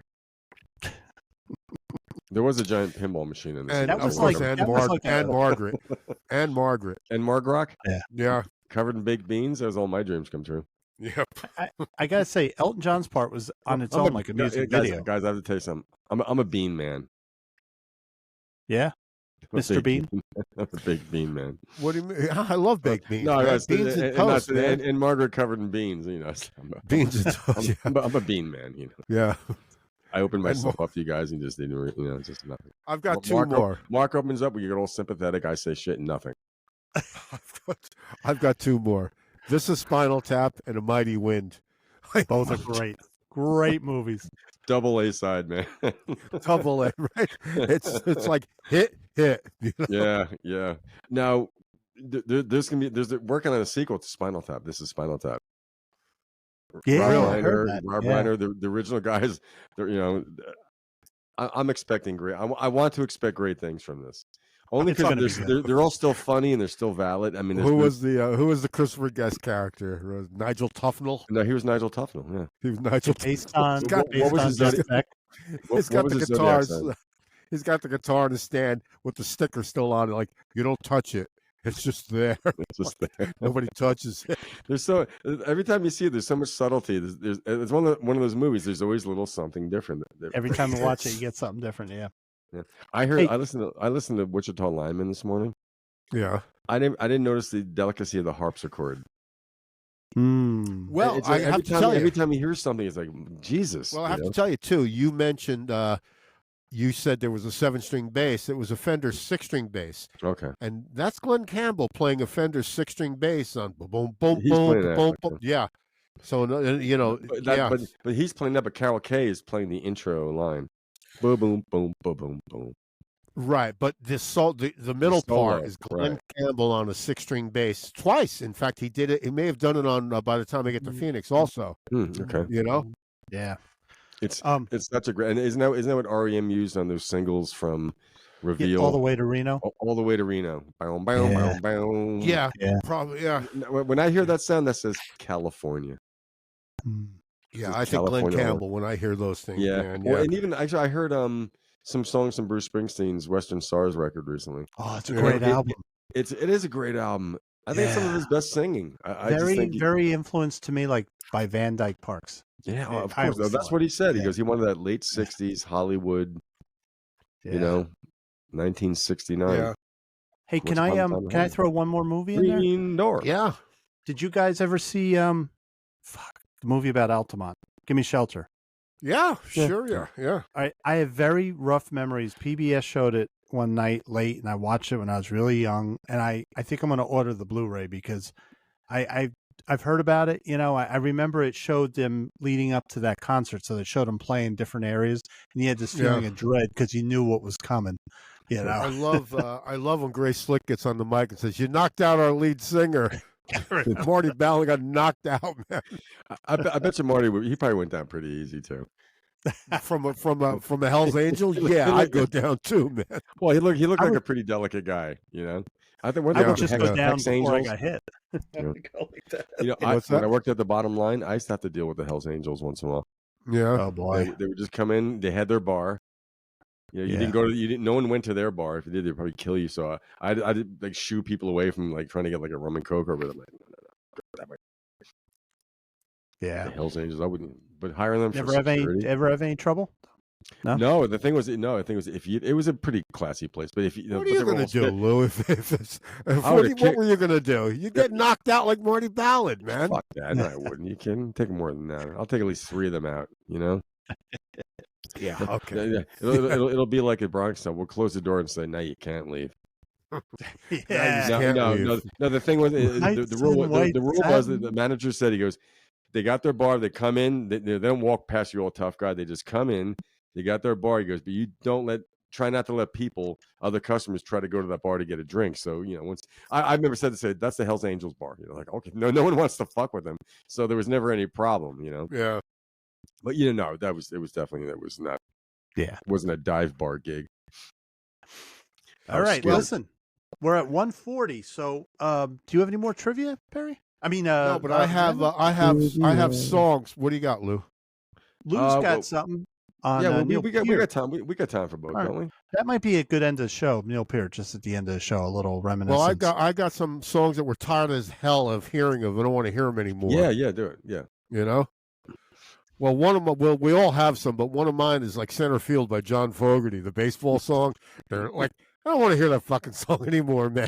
Yeah. Is it because of the baseball, the bat hitting the ball at that point? It's because of everything. It's because of the guitar made out of a baseball bat. Like, just, the fake hand claps. Go away with that fucking song, Yeah, the very digital, hand claps, From the Lynn drum. What do you have that you don't want? Like, you can't stand. You mentioned the other day, like, that Sharp Dressed Man by ZZ Top. Like, I never want to hear that goddamn song again. Yeah. Right? Yeah. I got one for you. What? Don't Stop by Fleetwood Mac.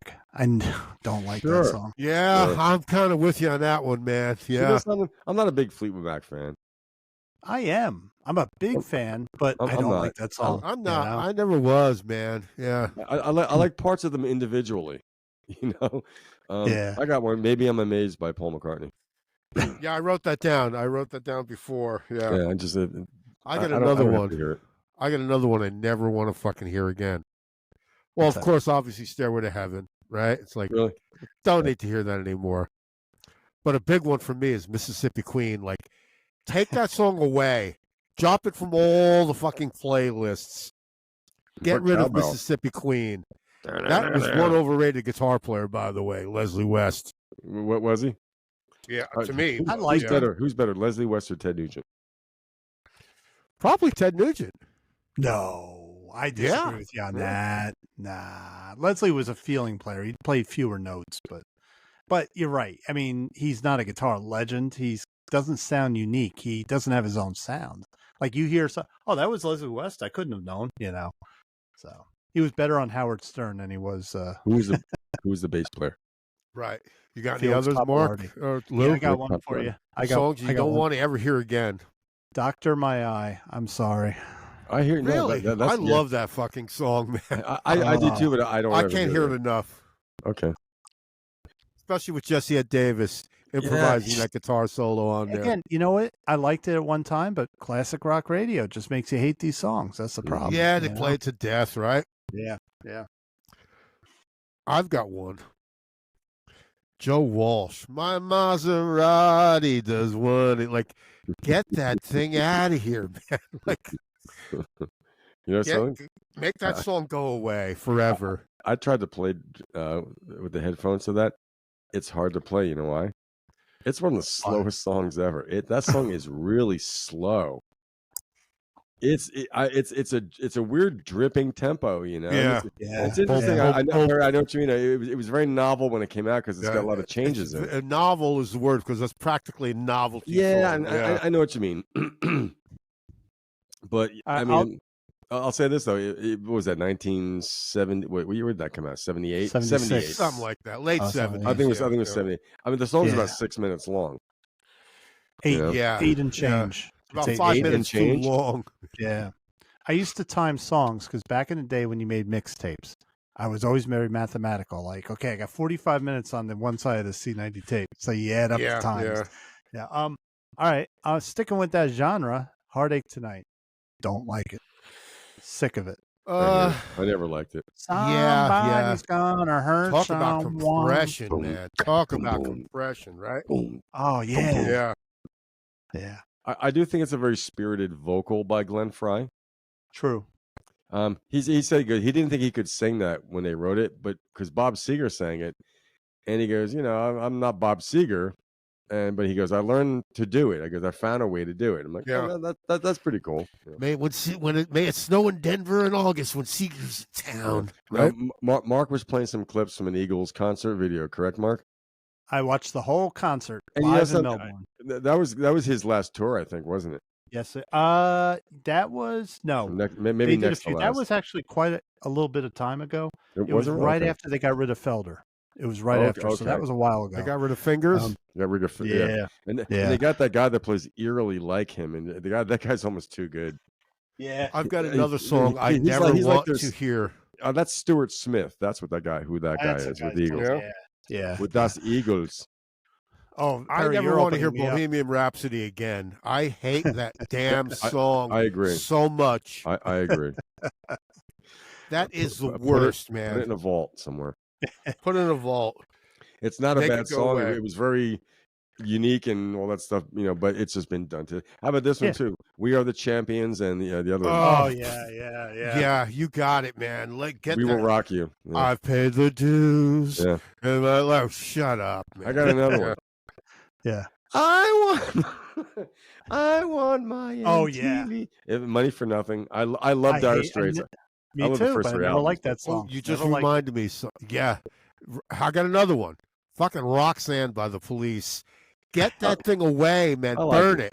Burn it. Doesn't bother me. That's crap. It's been overplayed to death, man. I got one for you. Keep on a-rockin' me, baby. Baby, baby, baby, keep a rockin'. Well, there's a couple of Stevie Miller songs that would end up in there. Yeah, a lot of them. I don't think he's. I kind of like Steve Miller, but I know what you mean. Like Fly Like an Eagle has been heard a million. I mean, yeah. Tick tock tick. I never get tired of hearing the Doors though. Me neither. Light My Fire. I'm sorry. It will never get old. Don't fear the Reaper. Anything by Maroon 5. Anything by Maroon 5 falls into that category. And Bare Naked Ladies. Be loved. Is that them? But I also have the Cars, just what I needed. Like, I don't ever want to hear that song again, man. You know why I don't like that song, Perry? Death. Why? I don't like it because what was that store that competed with Best Buy? Circuit City. They used it in their commercials. Oh, really? Just what I needed. I'm like, oh, Jesus Christ, Yeah. I think Lou How about Sweet Home Alabama? Yeah, I'm sick That's of it. another one I could do without. Yeah. I mean, those guitars do sound rich, though. Those guitars sound so rich. Of all the songs that we're kind of what do you call it, rejecting here, I think that's one of the better ones, though. One of the better sounding ones. Because I like Skinner. I think they're a great band. But it was just played to death, Yeah. Yep. Yep. Where's my donut? There's a Who's Up, Long Live Rock. I don't like it. I'm tired Long of it. Live Rock. Yeah, It's just Reg. A couple of Who songs that fall into that thing. Yeah. I got one. What? Brown Eyed Girl.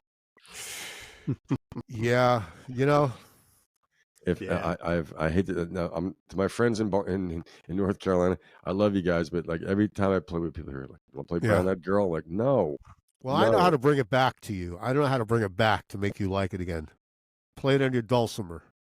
Then you'll like it again. I have. Sorry, pal. You have? I can. Yeah. Ain't happening. No, I've done it. I've done it. I can play Just What I Needed on a dulcimer. Play it on your uke, one man. for you. Play a uke. Yeah. I got one for you. Boys Are Back in Town. Oh. Yeah. I like that song. I like that song. Yeah. I do too. I do too, but I'm tired I've heard of it so much. I like Jailbreak better. I like Jailbreak. Chugging Rhythm. Yeah. That was that dual guitar thing with those guys, right? Yeah. Bruce Springsteen, Rosalita. Yeah. And that's one song. Santa Claus is coming in. Yes, I know. I caught some flack for that, I think, with Santa Claus. I'm like, I don't want to hear that. I hear those sleigh bells. I'm like, don't do this. Rosalie, Born to Run again. Like, give it a rest, dude. I like that. I can play that. I can play it. The problem is it's the E Street Band. That's the problem. No, it's not. No, it's not. That's a big problem. Born and Run, the album and the song are classic rock albums for all time, in my opinion. All right, it will always be. Okay. Crap. You see, this is early onset dementia. I just had a song in mind. Forgot. Oh, I want to rock and roll all night. Oh, I hate that song. What do you mean? You're talking about the live version or the studio version from either Just to one. Kill? I don't like that song. I just don't like it. That's an arena rock classic, man. That's like Cheap Trick. I Want You to Want Me, man. That's like, I was a brief Kiss fan, like really big Kiss fan, and I still love a lot of Kiss stuff. And I just never hooked up. I never caught on to that until song. I was about 15. I was a Kiss fan, Well, I was a Kiss fan in my 20s, and I was listening to a lot. Well, then again, I liked the Kiss in the 80s when they were a hair metal band. I liked some of those songs. I was a metal guy. But Rock and Roll All Night, I don't know. Like what, Shandy? No, that was Unmasked. That's a great pop song. Shandy? That's a great song. Shout It Out Loud is a great pop song. Shout it out loud. That's a great pop song. You want to have a party. Down at my table. I am your doctor of love. God of Thunder. Oh, I got one for you. What I like about you. Really hold me tight. Yeah. All right, put that one away. I don't want to hear that one again. Lou, Lou, where are you going? Well, go ahead, more. 5675309. I like that song. I like that song. That is a great song. I got tired of it. I didn't hear it for years, and then when I heard it again, I'm like, you realize how good it actually is, right? I heard it again the other day on Sirius, and I turned it off. I couldn't. You know what else is good too? Is the breakup song, the Greg Kinn Band, the great breakup song. That's a good song. If you listen to that with headphones, that is a great fucking recorded song, man. Yeah. You know what I heard yesterday? Donnie Iris. No, didn't Scott McClain post it on his page? Donnie Iris's Aliyah. Aliyah. Yeah, we talked about that because he was in the Jaggers, right? That's right. He was in Wild Cherry, Yep. Okay, I got one for you. Heard it in a love song. Ugh. Heard it in a love song. Can't be wrong. And I'm going to piggyback on that one. Yeah, I could deal with that. Yeah. Can't You See? I can't take that one either. Can't You See? That's the Marshall Tucker band. That's the same group, Marshall Tucker. Yeah. Can't You See? And I like them, and I like the Outlaws, some of their stuff, but those songs they've been but the world that Lou and I were from, right, in the club scene. In the North, please make it stop. Yeah. They have a flute player just for that song. Yeah, to make it sound like the album. Yeah, yep. Can't. Now, Doug Gray from Marshall Tucker knows how to do the country guy because you can't be wrong. He starts low and works his way up. Can't be wrong. Kind of like George Jones, right? That's what he does. Hello, ball. I got another one for you. You're opening me up, Perry. It's my negative night. Balls. Ready? How things hanging for you today? Oh boy. What were you saying, Mark? You have another? Gotta get on my mind. Oh, Canned Heat. Yeah. Country. I hate that song. You do, and I've had you? people tell me Canned Heat are a good band, but I hate that song. I just can't stand it. Well, who says Canned Heat's a good band? I mean, most of that shit from Woodstock was crap, man. It's like the San Francisco scene. Yeah. They had two songs, right? Get Together. Road Again. Come on. And Road Again. That's on the road song. Again. Yeah. I'm on the road again. Right, that's Hill Country Blues. That's the style of drone Hill Country Blues. Yeah. Yep. Right. That's Southern California rock, isn't it? I don't know if it's California. SoCal? Local? I don't know. Local. I was eating Local today. Songs I never want to hear again? Start spreading the news. It's not rock and roll. Oh, please. You, my friend, other genres. You're not a good Italian. You are not a good Italian. I'm not for that. I'm not. I'm really not. I'm leaving today. Okay, a song that I used to like, but grew to hate from radio was Shooting Star, Bad Company. If I hear it, I have to turn it off. I used to love it. Yeah. Just, played too much. Yep. We're almost at 2 hours, guys. Don't we have somewhere else to go, Mark? Well, I'll tell you what, and I'm going to say one more song. Any song by Bon Jovi, just get rid of it. I agree, man. I agree. The whole catalog. There is no voice more grating than Bon Jovi's voice. What I hate about what I don't like about Bon Jovi, really brief, is that they convinced everybody in the 80s they were a heavy metal, hair metal band. They never were. They jumped on the bandwagon. Yeah. And then they went to country, and then they went to this. That's and they went to that. And then they did that horrible cover of "Here Comes the Sun" that looked like a pharmaceutical commercial. You mean they actually covered that song? Yes. I don't know if it was for the Super Bowl, but they did "Here Comes the Sun." It was supposed to be this thing after Biden won the election, and the Trump years are over. Ha ha. But he was on the end of a pier with like storm clouds in the background, right? It was looked like it was going to rain. Here comes the sun. There's no sun to be found at all. But they looked weird. He looked like B. Arthur. And it just it looks like an old L7, yeah. They said it looked like a Geralto commercial or something. Well, in the words of the great Ray Hudson from Newcastle, I wanted to tell him to go suck a lemon. Okay, all right, moving on. Lou, you wanted to say something because yesterday was the anniversary of Neil Peart. Today is. I thought it was 6. Yeah, January 7th, 2020. Neil Peart died. All right, everybody. Good night. So how old would Neil Peart be? He was 67 when he died, so he would be 71. Or and I remember nothing sucks September more. 12th, which is his birthday.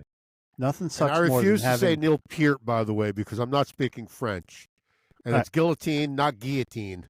Shut the fuck up. It's Neil Peart. Listen. Like and it's Bob Moog. It's Bob Moog, by the way, not Bob Moog. Nothing sucks more than you're starting the new year and one of your idols. We're not running this. I'm not a Rush fan. I'm not a Rush fan, but I love Neil. I love Rush documentaries, man. Love them. Yes. Wait. I like concert film. Lou's telling us to cease and desist, so we're going to. No, I wasn't. No, we're making light of when he died. In memoriam. It's like here we are, January 7th, right? And like, holy fucking shit, so early. Neil Peart died. Like, it was like, holy shit. Yeah. Well, we were talking with Scott on his show last week. Bill Crates and Turntables, people. January is a cruel month. Yeah.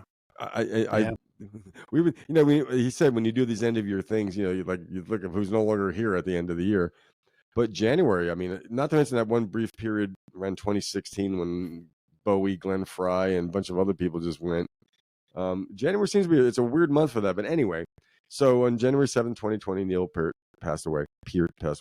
And just the fact that I was thinking about that, and I was watching the Rush 30th anniversary DVD you sent me, Mark, the concert one. Yeah. And how it's fun. Like, I mean, he was just great, but you can tell how much he'd changed from, and we all do change. Where he got older from the 70s to the the new millennium. He's a bigger man. He's in his 60s, but he wasn't diminished at all at that point. He played with the same intensity and same power up until when he retired. He said, "I can't do this anymore." The shoulders, the tendonitis, all that stuff. I understand that. But anyway, so I just, the thing was, he was just a big influence on me. And, I went through a period where I wanted to be a better drummer. And so he was one of the drummers when I heard, I said, well, this guy plays unlike some of the more simpler or more rock and roll straight ahead drummers that I like. So, the idea was, to maybe try to learn something. So it got to the point where I could play a few Rush songs with my brothers and things like that. And that's enough. But anyway, but some of the things about him, like, the fact that he's got a lot of accolades and awards. So some of his accomplishments as such, because everyone kind of knows who they were. And it's kind of weird that, Rush has kind of gotten cool now that he's passed away, and that's, better late than never, but don't talk to me about how great he was when you didn't want to hear it initially. Yeah. But anyway, so he was the youngest drummer inducted into Modern Drummer Magazine's Hall of Fame. Modern Drummer, that was the magazine when I was buying the magazines. I always had Modern Drummer subscription. That's how I read about Jim Gordon, all these great guys. It was a great magazine. If you wanted to read music, there's always the articles with notation, but that was my thing. I bought Modern Drummer. I love that magazine. They had great interviews. Yeah. They had great interviews. And, that was the whole thing, and the drum magazines are funny because it's it's completely geeky because it's Guitar Player magazine. Guitar Player magazine probably sells a lot more issues than Modern Drummer maybe, or like Modern Bass Player maybe. A couple of weeks ago, we did a thing on Joe Kakuza. And that was from Modern Drummer magazine. Some of the articles that we read. Yep. Yeah. Well, Lou, I was just telling you, if you think the Guitar Player magazine sells more, that sold 1,000 copies. Modern Drummer sold 900 copies. Yeah, right. Yeah, it's musician stuff. It's geeky musician. Yeah, stuff, there's a million drummers out there. But I was enjoying the articles. I read things, and you learn by people sharing their knowledge. So he was the youngest drummer. Inducted at the age, and that how was old was he at the time? Well, that was 1983, so he was like 31. Oh, wait, he was being worshipped at that time. Yeah. So I remember being in high school. Yeah. He joined Rush in 1974, as we mentioned. After they did their first album, his first album he was on was Fly By Night. So with Rush, he did 19 studio albums. Now Billboard magazine said, considering Rush was such a obscure, I only knew a few people that said they were Rush fans. So maybe there were a whole bunch that said that were, but wouldn't say it.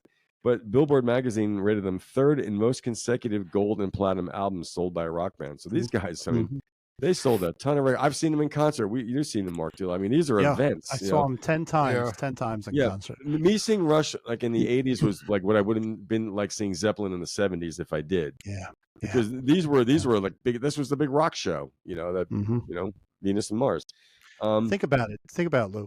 Rush sold out. They could tour anytime, sold out, and their albums sold well. They had the best of both worlds: album sales and concert sales. Yeah, and radio play was not huge for them, but they did get some. Beginning in the '80s and stuff. Once they changed as a band, I don't think they sold out ever. I don't think they could. No, they just wanted to be different, and they, Neil Peart's influences. Ultravox, the Police, all the stuff Neil Peart was influenced by, he threw into the 80s, his 80s drum parts. You can hear the reggae influence, the world influence. That carried them, because if they kept that 70s sound, they would have been gone. They had to change.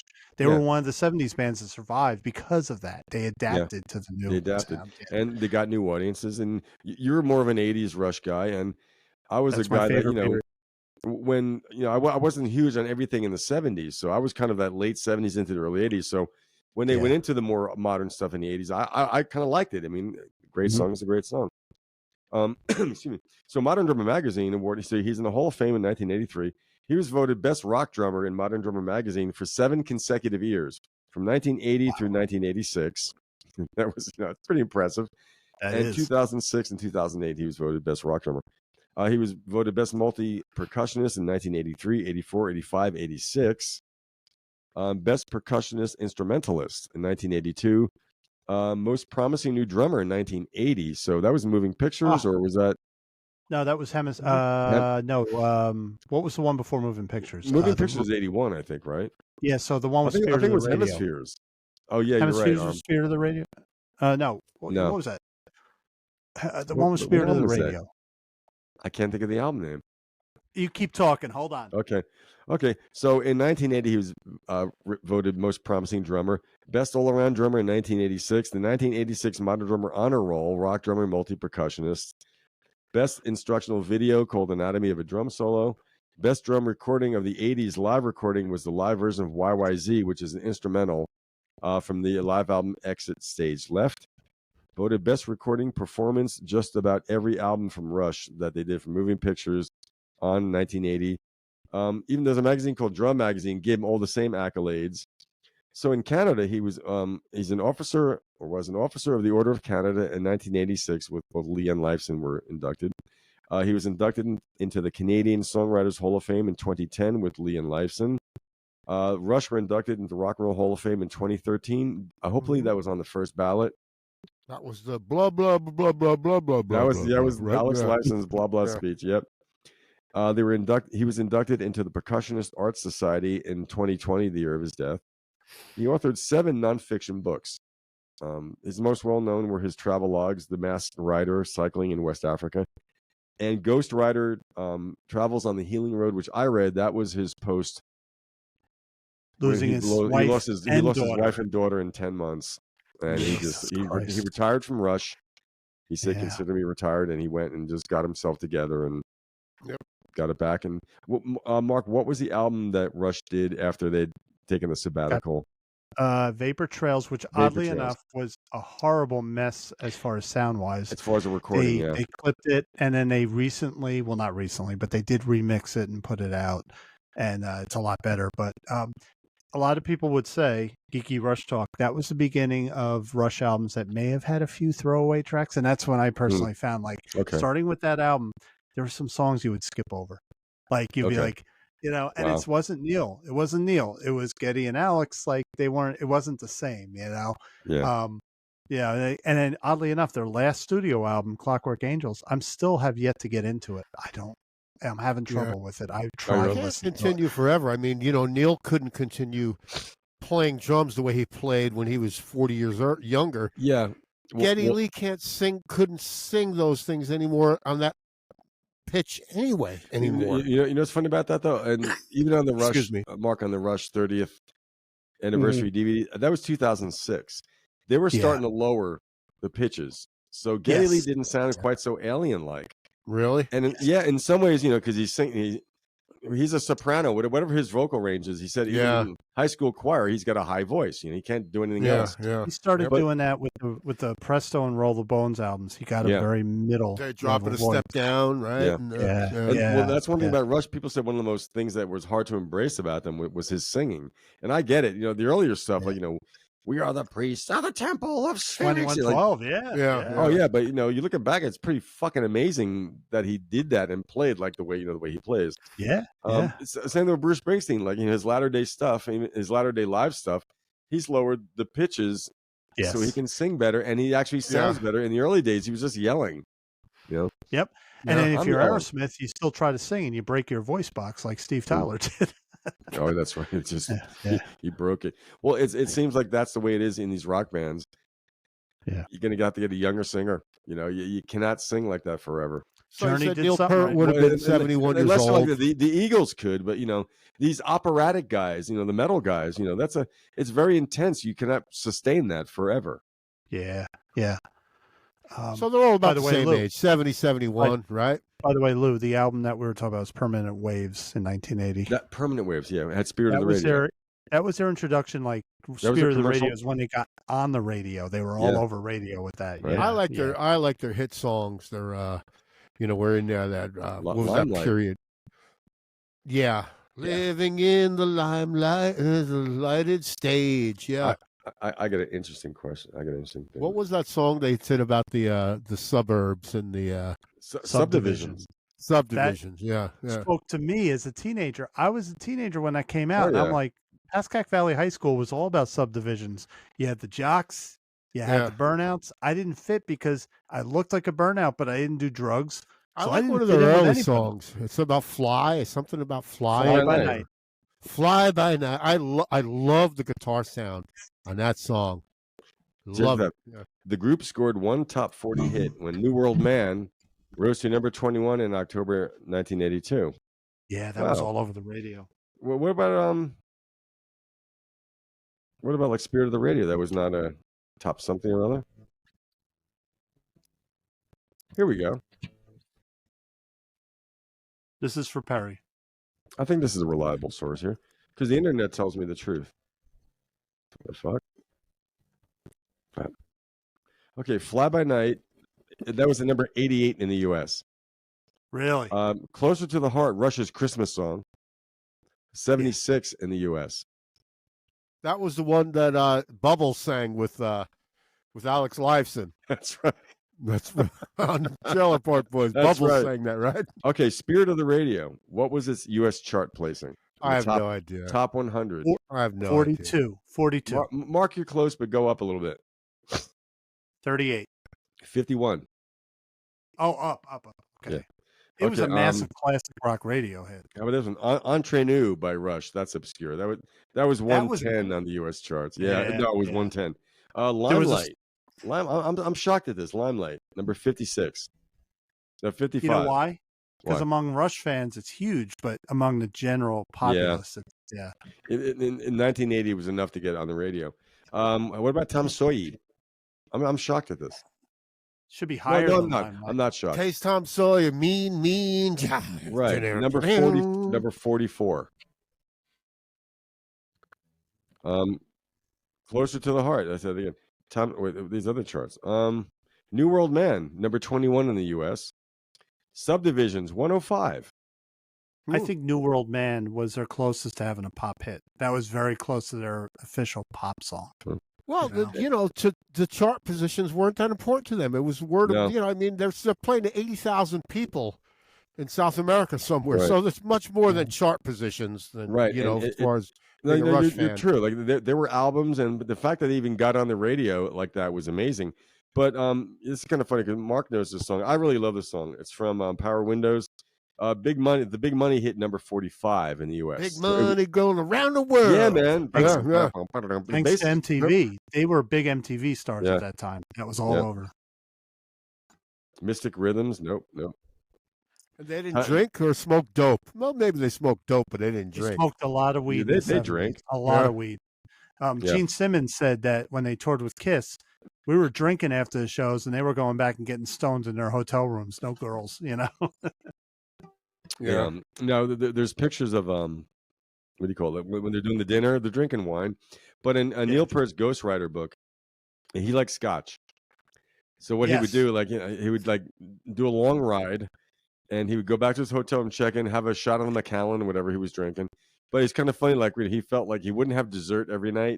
He goes to some little pub restaurant, there's pictures of Neil with a baseball hat and a diner, and nobody knows who he is.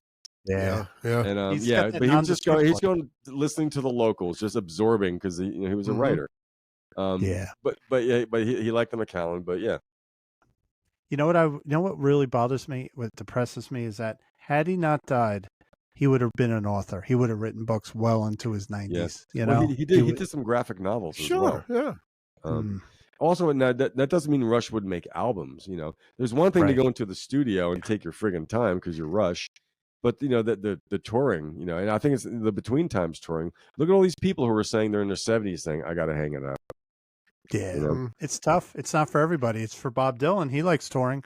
Yeah. Not everybody likes touring. Well, they're troubadours, though. Bob Dylan is a troubadour. That he's going to die on the road. Same with Willie Nelson. They're supposed they're to. Troubadours. It's in their blood. I don't want to hang up my rock and roll shoes. It's like, I got to tell you, the reason for being. But I think Lifeson and Lee will get together with some drummer who's up to it, and not really. No, not quite. No, it would kill me. No. And I think they're going to make. I think they'll do some new material. But as far as being a nostalgia act, I don't know about that. I don't need the money. The last they don't need DVD. The they have integrity. They put out a DVD of their last tour. And watching Neil Peart on that tour for me was like watching Phil Collins on the DVD of not the tour they just completed, but they did a tour back in the late 2000s. They did that one reunion tour. They both wince. You watch them. If you watch Phil Collins on that tour, he's playing the drums, but he's wincing. And you see Neil Peart, he's it's the only time I ever saw him have trouble. He looked like he was huffing and puffing. He was he's much more busy than Phil Collins, if you ask me. Oh, no, Phil Collins was a busy drummer. Yeah. Phil Collins, very busy. Yeah, in the Genesis days. In the Genesis days, yeah. Yeah. Just most of his job solo to do. stuff. He didn't play many drums solo. He'd do some stuff, but he had Chester Thompson or whomever. Whenever someone says to me Phil Collins isn't a complicated player, I said, listen to Just a Job to Do. Listen to his drummers on that. That is a busy drum song. Brand X. Yeah. I was looking up things on drummers. Fred Armisen has this kind of funny skit I put on my Facebook page where he starts out the teenage drummer, the 20s drummer, 30s. He goes through the decade. I saw that. But by the 60s, he's not hitting anything. And I said, I've witnessed that. Yeah. Yep. But and your teen years, you're all about the tom-toms doing the fills and stuff like that. But I looked up theatrical drummers who weren't just sticks in the mud. Even Ringo, if you look at Ringo, he's moving all over. He's dancing behind his drum kit. Yeah. His shoulder, he says. Yeah. Dino Danelli and all. I mean, the guy from Barbado. Yeah. What's his name? John Barbado. Yeah. The guy was theatrical. It was a showy drummer. Max Weinberg. Anyway. Right. But they showed Max Weinberg. Yeah. Okay, all right. No, Max in the earlier days, he was a very theatrical. He was very fun to watch. Yeah. Well, okay. Well, same thing.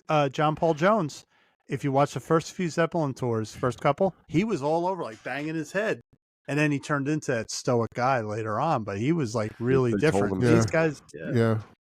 But Neil, the thing about Neil Peart, Lou, it's like Peart. Peart. You not only look like him, you talk like him at times. It's scary. You really have you have channeled him. I'm telling you have channeled him. It's just a parallel. It's funny. In the early '80s, I got tired of having long hair, so I cut my hair really short, like a military short haircut. And my brothers were like, "Well, you're in a band, you can't do that." So we went to see Rush that weekend. He cut his hair short at the same time. Yeah. That's just a guy to aspire to. You know what I mean? It's like, yeah. I looked at his solos. Like I've seen marching band drummers do maybe just as well, better on the snare drum. But I tell people it's what he did with that kit. It was a preposterous amount of drums. It's ridiculous, really. Yeah, but he used them all. He used every single one. Of course he did. Yeah, but even like when he did it creatively. It wasn't there just for looks. He actually used the friggin' things. No, the thing is, he was a very creative drummer. Was he the best drummer in the world? No, I've seen some of his drum solos. Yeah. Now, another thing about him is how many drummers, when I was in high school and Power Windows came out. So he was an amazing drummer, but our English teacher, literature teacher, was teaching us, giving us handouts of Rush songs. So we were reading the lyrics to Manhattan Project. We were reading lyrics to Red Tide. We were reading lyrics to the songs. They used Neil Peart's lyrics. Some school systems started using his lyrics to teach about story writing. We were one of them, Pascack Valley High School. Wow. So you got this guy who's an amazing drummer on one front, and he did have his foot in jazz. He could play with the best of them. Mm-hmm. And he was also, his stuff was in school curriculums. That's amazing. Wow. There's no other drummer I know of. Maybe Levon Helm up there, but I've never heard of that. The thing was too, like, his political leanings, he was considered like a libertarian, almost conservative. But they never asked him about that. He never admitted that. His thing about he likes the individualism thing of Ayn Rand's teaching, where you make yourself what you are. I get that. Yeah. He whatever was he. But during the Trump years or whatever, like during the time they said, "You're a libertarian. Do you identify with all this?" And he said, "No, I'm more of a bleeding heart libertarian. I don't want to see anyone hurt." He just feels that you have the right to be your individual, and I agree with him on that. Yeah, totally. I'm big on individualism. Just like what's her name, Sheryl Crow. He was high on individualism. Did she say that? Why? No, it was reading Ayn Rand. It was in intellectualism.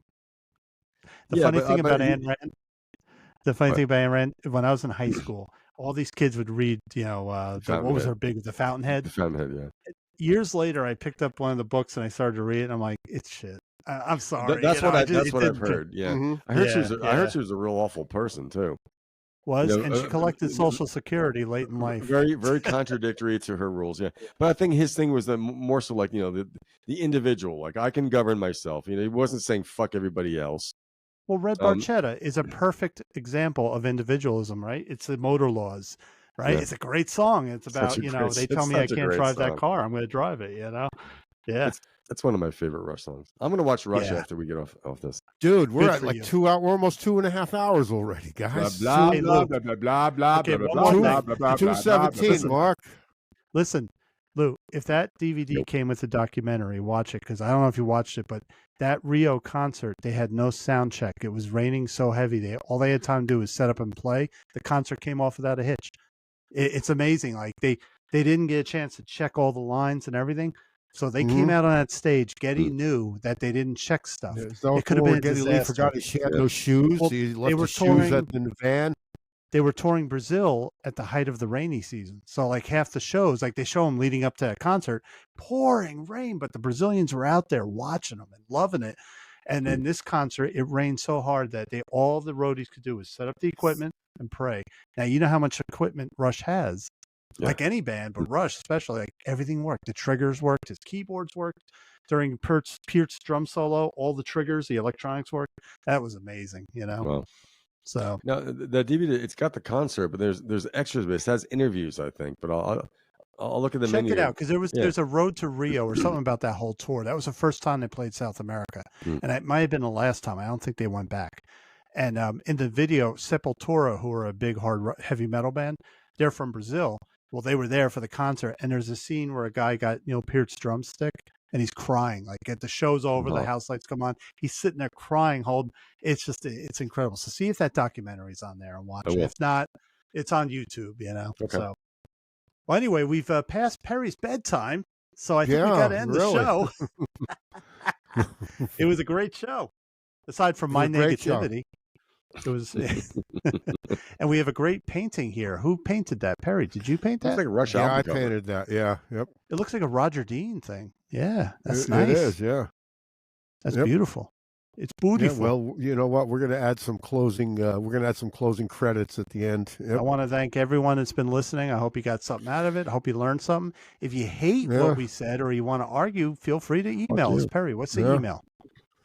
Well, the email come in the closing credits, but you know, you can I'll say it because our audio friends don't see it. So it's musicrelish@gmail.com, right? musicrelishshow@gmail.com. musicrelishshow.com. And we can be found on Apple Podcasts, Google Podcasts. Oh, first of all, Spotify. You can see the video, our beautiful faces. Apple Podcasts, Google Podcasts, Pocket Casts, Amazon Music, Amazon Alexa, YouTube, Facebook, Overcast, Podchaser, Podcast Addict, and Odyssey. And that's the show, guys. Yep. That's it. And we shall see you next time, right? Just hit that time, same bad channel. Yeah. We have closing credits, you said?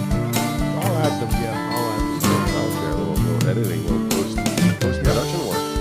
We're getting fancy. Farewell, guys. All right. Farewell, Fare thee well. See you next time. Drivers.